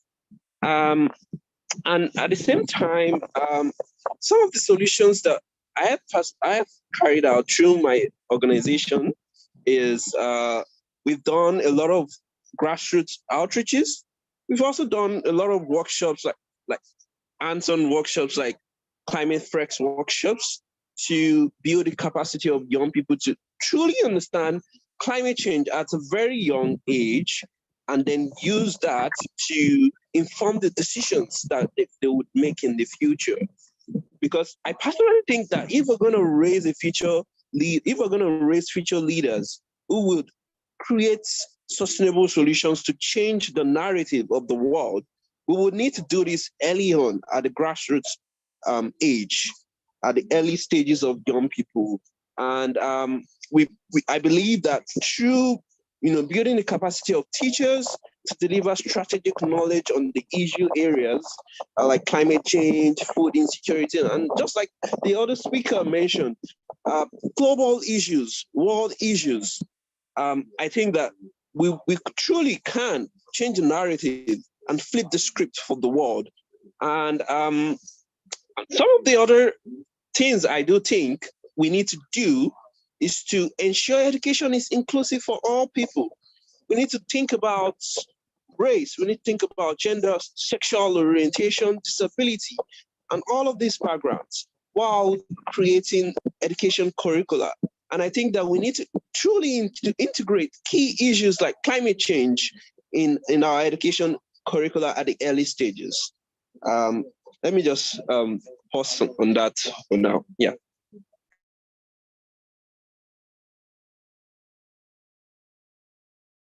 Thank you, Aziz, for your speech.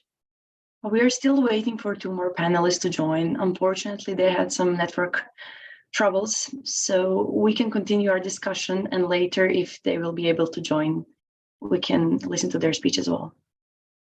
I think Mark had an interesting point that he was making. We'd love to hear from Mark, and then I wanted to say something probably controversial, but I think it's relevant in the discussion. So let's probably go with Mark.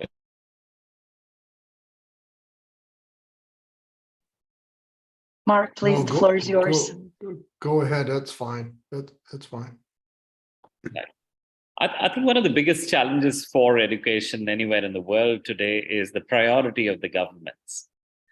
If we look at the kind of per capita expenditure that happens, as a percentage of the GDP of their countries, it's absolutely abysmal in most parts of the world, whether it's the developed world, developing world, or the underdeveloped world. Governments and their agenda, I've had very close proximity of working with several governments in Central Asia, Middle East, and in South Asia over the past several years. What I do realize is that for governments, education, especially higher education, they love primary education. They love that, the kids go to school. They love that part of it. But the moment it comes to higher education is the youth, the more you have a youth that's educated, that's engaged, the more that they are going to be aware of issues, the more they're going to question issues. And that is not something that sits very well with most governments in the world. So one of the biggest hurdles of the future of education, I believe, is the priority of the governments. Governments are actually happy to have children, the youth, not engaged with issues. While we talk about climate, while we talk about several other issues which we want the youth to be engaged with, I can very clearly tell you from a fact, at least if you look at closely the policies of government, very clearly they're designed for youth not to engage with these issues. So I think one of the biggest apathy of the governments across the world, and it has nothing to do with rich or poor countries. It has to be across the board. They don't want the youth to be educated. So if you ask me, the single biggest challenge for the youth to be educated in future is just the governments don't want them as much as they should.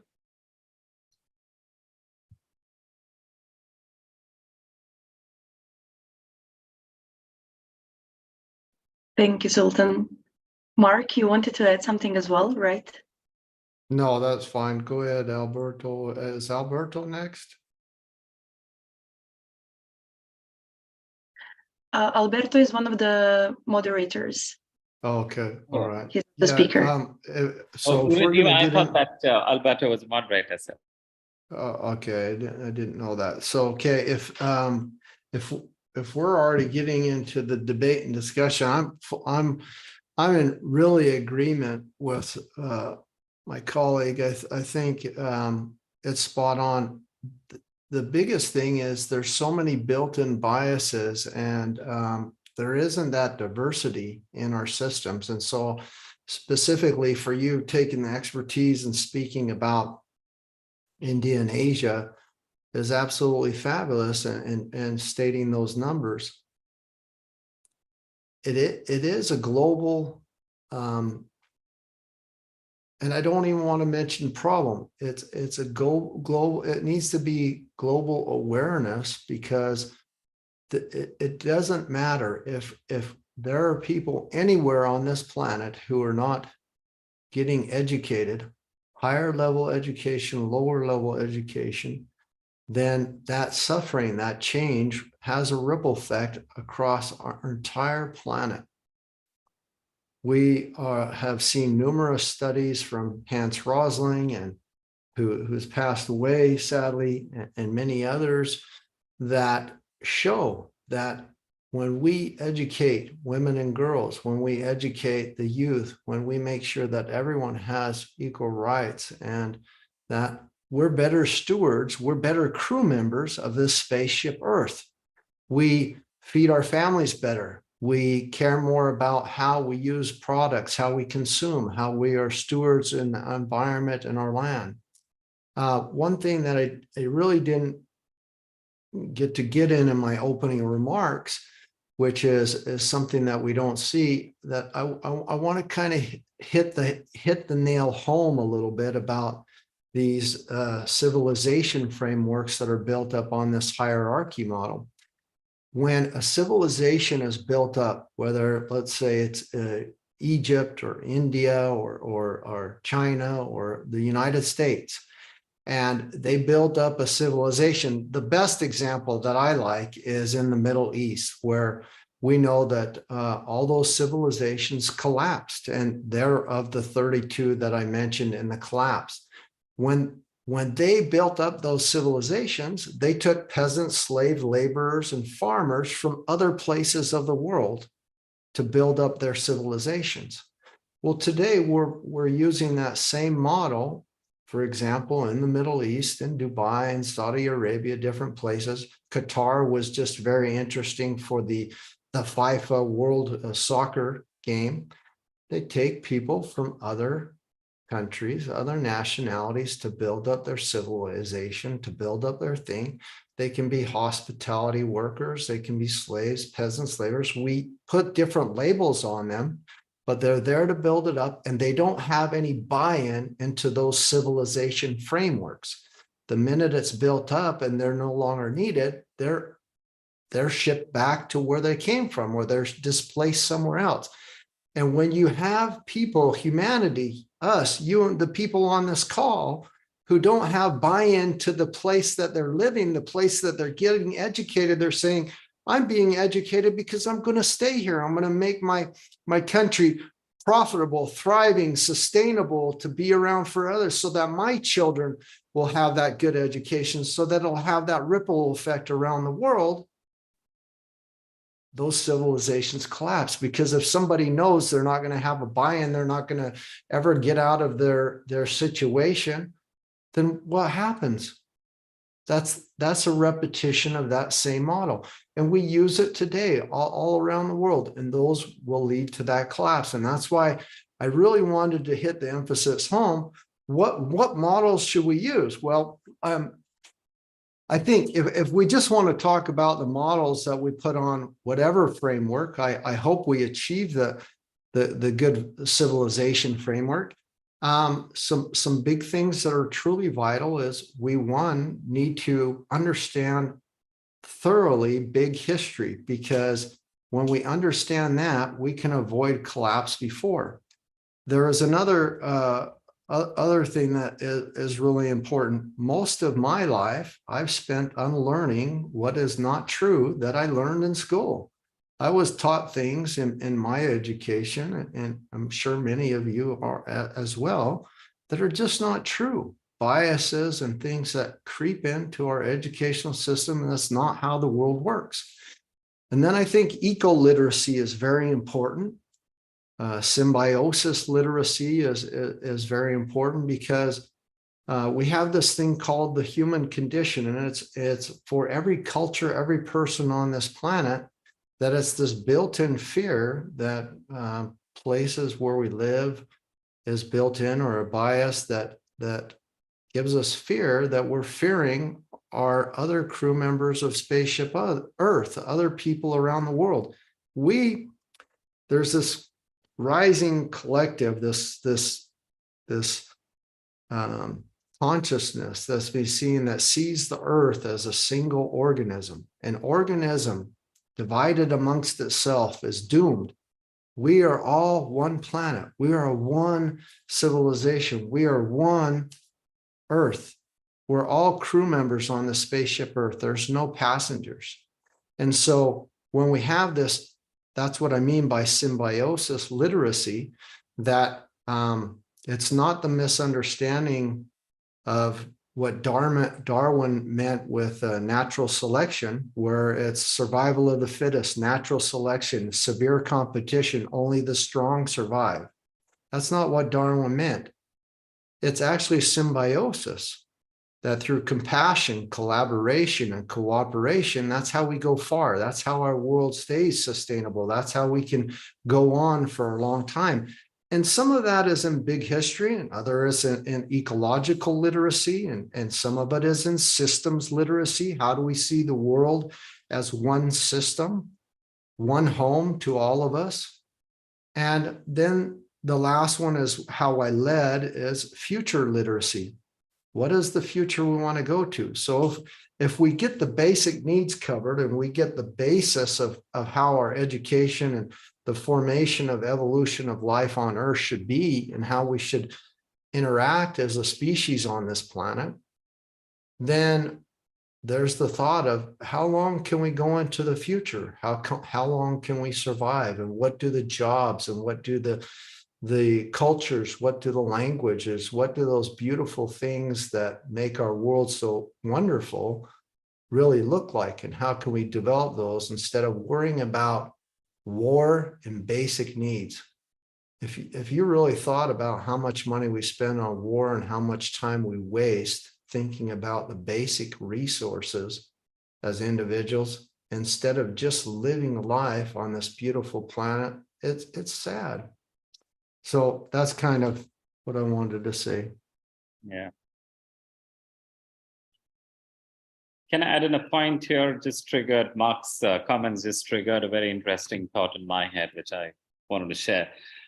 I think the elitist nature of educators and people who run universities and run the education systems, they tend to be very elitist, and they've distanced themselves with the game-changing realities of our world. The academia stayed away from the whole world of film and entertainment. They stayed away from it, and they looked at it as a different world. The academia has stayed away from the social media. The academy has stayed away from the gaming industry. These are absolute influences of the youth. These are the ones with which the youth are engaging. I would love to see the academia and the future of education being a lot more integrated or a lot more engaged with these worlds. Because if you look at the gaming world, it's an absolute parallel world that exists. It is that world which is a precursor to the metaverse that we're going to talk about today and tomorrow. If you look at the social media world, they seem to have a arm's distance from the entire world of education. In fact, young children are told not to engage with social and digital media. We don't look at media as good or bad. Media is a tool. How we use it, how effectively use it is what decides the outcomes. So I would like to believe that the future of education, we do have very powerful, engaging worlds out there, which the youth does engage with, but we have not used them enough. So my effort as an individual has been to try and use film, but I would love to see more efforts like this happen through gaming industries, as well as through the social and digital media. I'm glad that you brought that up, because I also love that. I also love using the latest innovations and VR and augmented reality and social media and apps to kind of educate and almost in a form of gamification, bring us into the future and kind of make learning fun, make it transition. I want to give you one good example on that, but then I want to kind of almost have a discussion with you on one other thing that I think is kind of a negative for humanity on the gamification side, or the competition side of gaming, or kind of making it into a metaverse type of a situation. And I want to see what kind of thoughts you have on that as well. There's this movement around the world. It's called Global Citizen, and it's an actual app, and it's a concert and events and kind of swag and thing. It is by Hugh Evans, but they host these wonderful concerts around the world on poverty, hunger, on the Sustainable Development Goals, and they're free. So if you're part of the Global Citizen app and you say, oh, I'd like to go to a free concert for Justin Bieber or for Shakira or whoever the wonderful new artists are today. Sorry, I'm not always up to speed. You can do that by posting on social media through the app. You say, oh, I'd like to go. And then you kind of get a point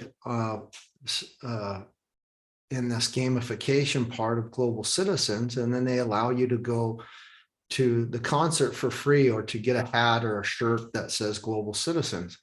But in that process, through this post and this gamification, this social media, they give you information about people who are starving around the world, people who are suffering of hunger or vaccinations, or whatever the topic of the time would be, for sustainability, for environment, for the challenges that people are facing around the world, and how can we help them through our voice and awareness, right? And it's just for one event they had here in Hamburg, Germany, where I'm coming from and where I live, was called Global Citizens. It was at the G20, pre-G20 event in Hamburg. 500 million people downloaded the app. 500 people took actions to try to go to the concert, and they raised $2.5 billion just for that one event through this Global Citizens. Wow, that's pretty impressive for one app. But in that process, people learned about why they were concerned about the G20, or why we're concerned about the Sustainable Development Goals. So I think there's ways to use innovations, gamification, competition in a good way to impact the problems that we're facing in our world moving forward. But the one thing that I didn't mention prior is I think a lot of our previous education system is based on competition and grading in a way that really leaves a lot of students behind, whether it's in the higher education of colleges and universities, or whether it's our youth that are knocked down or falsified on their grades coming up in the system. And so when I mentioned symbiosis, it was totally not about competition. We're not competing against each other. We're on the same journey, the same planet together. So how do you feel about how that works within education And how can we still do that without feeling like we're competing against something? I have to take something away from you or win, and that means that you don't win as well. How do we make it a games theory, win-win for everyone? I think there's thanks, Mark. Very exciting on that. I'm just going to pick that up as a question from Padua, who says that there are many universities that have strong film schools, and that's exactly what I'm trying to say is the opposite of what we need to do. Films need not be relegated to one course in a university, and I'll tell you why. Last year, in the year 22, I have statistics of 22. There were more videos uploaded on YouTube as one channel, more than all books written in the history of mankind. So we know that we are creating and consuming visual content, in the world. That's what we're doing. But when you put a 3-year-old child or a 4-year-old child to school, we only teach them to read and write. Visual storytelling is not something that we make it as an integral part of their education. We wait for them to become 20-year-olds and 18-year-olds for them to learn filmmaking. I would want a child as young as 3 and 4, while they're learning their alphabets and speaking, that they also learn to communicate through the visual storytelling, and similarly engage with the other newer forms of media. The artificial intelligences, the humanoids, they need to start engaging with it. The earlier we allow children to engage with them, we remove the stigma of it being good or bad, because we are now giving it to them as tools. We're not being judgmental about how they're using it. We're giving it to them as tools. And then and we need to have faith in the decision-making power of the youth and the youngsters for them to take the right calls. And they eventually end up doing that. All of us on this panel, whether it's Alberto or Mark, Dora looks a little younger than all of us, but we've all been there and we've grown up well. We've turned up reasonably well. We've not really ruined ourselves and the world around us. So I think we need to trust that. And so when we talk about engaging with, that's exactly what even Mark was saying. When we talk about engaging with newer, innovations, which is happening out there in the world, it's not like putting up a poster or just having one course in the university. They need to be assimilated in the integral part of education. And I think that's what I meant about films, or Mark was talking about with artificial intelligence and AR and VR. Yeah, and I also wanted to add that leveraging storytelling might also be a very good way to educate young people at their early stages. One thing I do in my organization, the Sustainable Solutions for Brain Growth, is to create these hands-on workshops where we have a group of young people, children, who use cards as a way to understand the causes and effects of climate change. And before we do that, before we get on to it, one thing we do is to ask them, what does climate change really mean to them in their lives? What does climate justice mean to them as well? So we would like to encourage them to tell the story about ways in which climate change has affected them, to allowing others to connect to the whole issue of climate change, seeing the bigger picture here, and how every action they take could ultimately affect someone else in a different location entirely, right? So it's allowing them, what this has done is allowing them to think differently about the kind of actions they take at home. One feedback we've gotten from parents is that they started to see the children now recommending to parents themselves to rather use a paper bag than to use a plastic bag, or just one sustainable step there, right? And you would also see children encouraging their parents to probably use public transports rather than using their own private vehicles. So now this is ultimately helping a lot of young people a lot of families across the world, across the continent rather, to take a bigger action together, more collectively, to address the climate crisis and, the triple crisis of the humanitarian crisis, climate change, and food insecurity, right? So that's one thing I would like to just share during this conversation. And yeah, just like Matt might have already mentioned, Global Citizen, I was part of Global Citizen as a youth fellow. And yeah, just the way you explained it was really well put. And one thing I personally also observed was that about the issue of gamification and the old app and all of that, was that I've attended some of their conferences, some of their concerts rather, like the one in New York I did attended last year. And one thing I observed was that people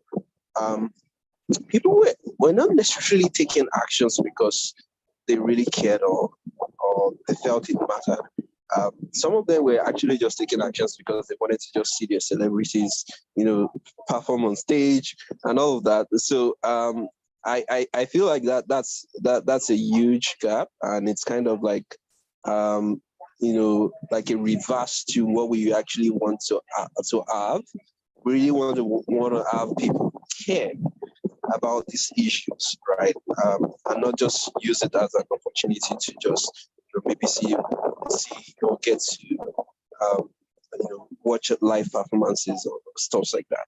So yeah, I guess that's one of the challenge that comes out of the reward system, the gamification system when it comes to education.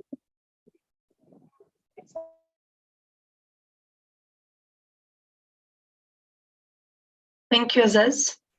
I would like to ask for any additional comments, ideas, or experiences that would like to be shared before the session is over.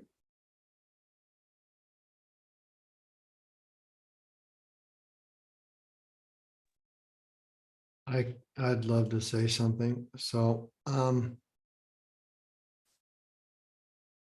biggest thing that we really need to focus on is that we're not passengers on this spaceship Earth. We're all crew members. There's no single passenger, whether we're a baby or elderly. We play an important role. There are examples of how to do it differently. And during the Brexit, during the pandemic, during the Ukraine war, during all the crazy things that have happened over the last few years, there's more and more awareness bubbling to the surface of humanity, where we're saying that these systems that we've created, we're the ones who created them, are just not working for us all anymore.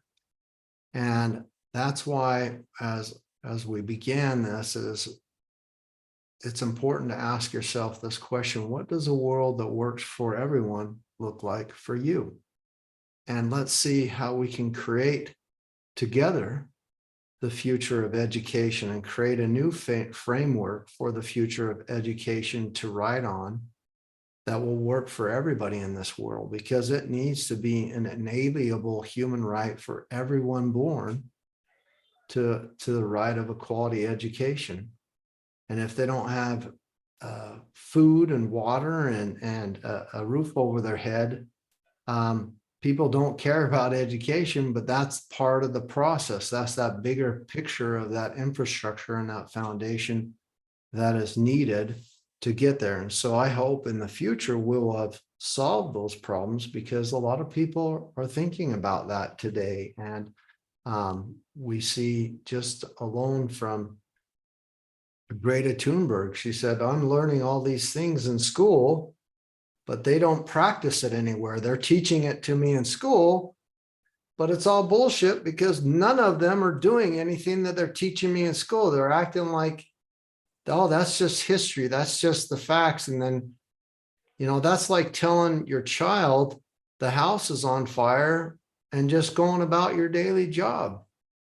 And so that's why she started a strike. And I think that's the same thing that's occurring all over the world. People are saying, what's going on? This is insanity. We need a different system.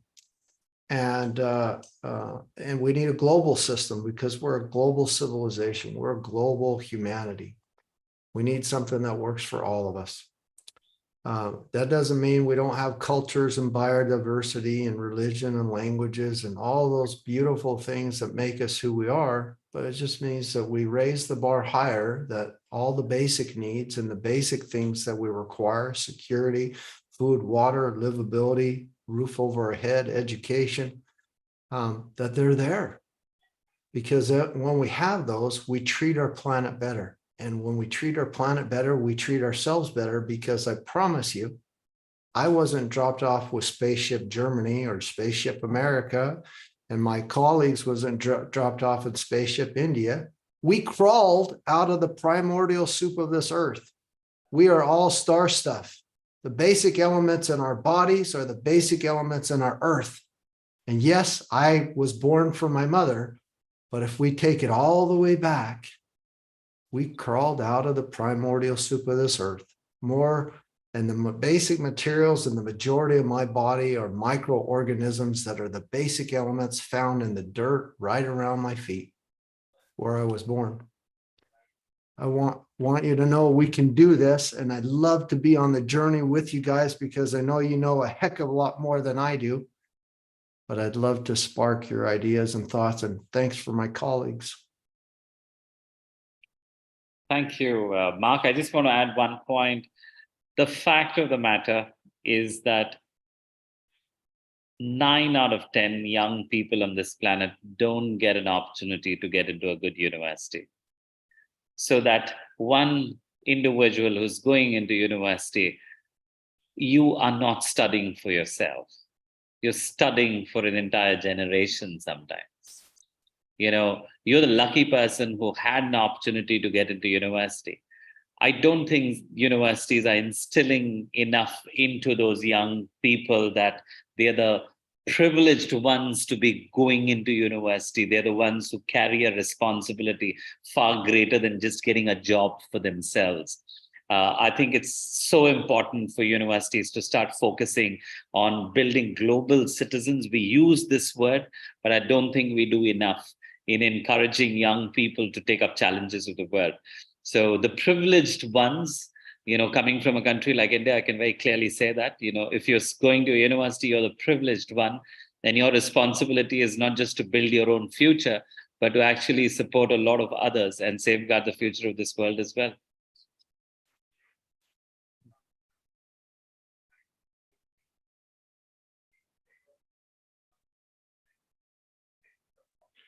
Well, thank you. Our time is ending. I fully agree with what I heard. And to my ears, you have been articulating in different ways some of the big barriers, which is the use of power. We know, for example, that traditional education is not really effective in promoting learning.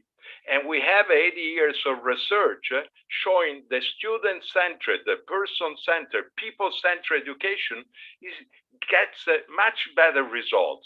Why is not more widely applied? Because the issue is power. You know, the traditional education is professor-centered. And usually on this planet, people that have a lot of power don't like to speak about power, nor to share. But Mark and others of you have shown that you can self-organize, like the beautiful example of the global citizen. And so the thing is that and this is about the sustainability goals, about the education, that promotion of change is effective if done through action of empowerment. And here, I think we are all together in the same game. are we going to survive?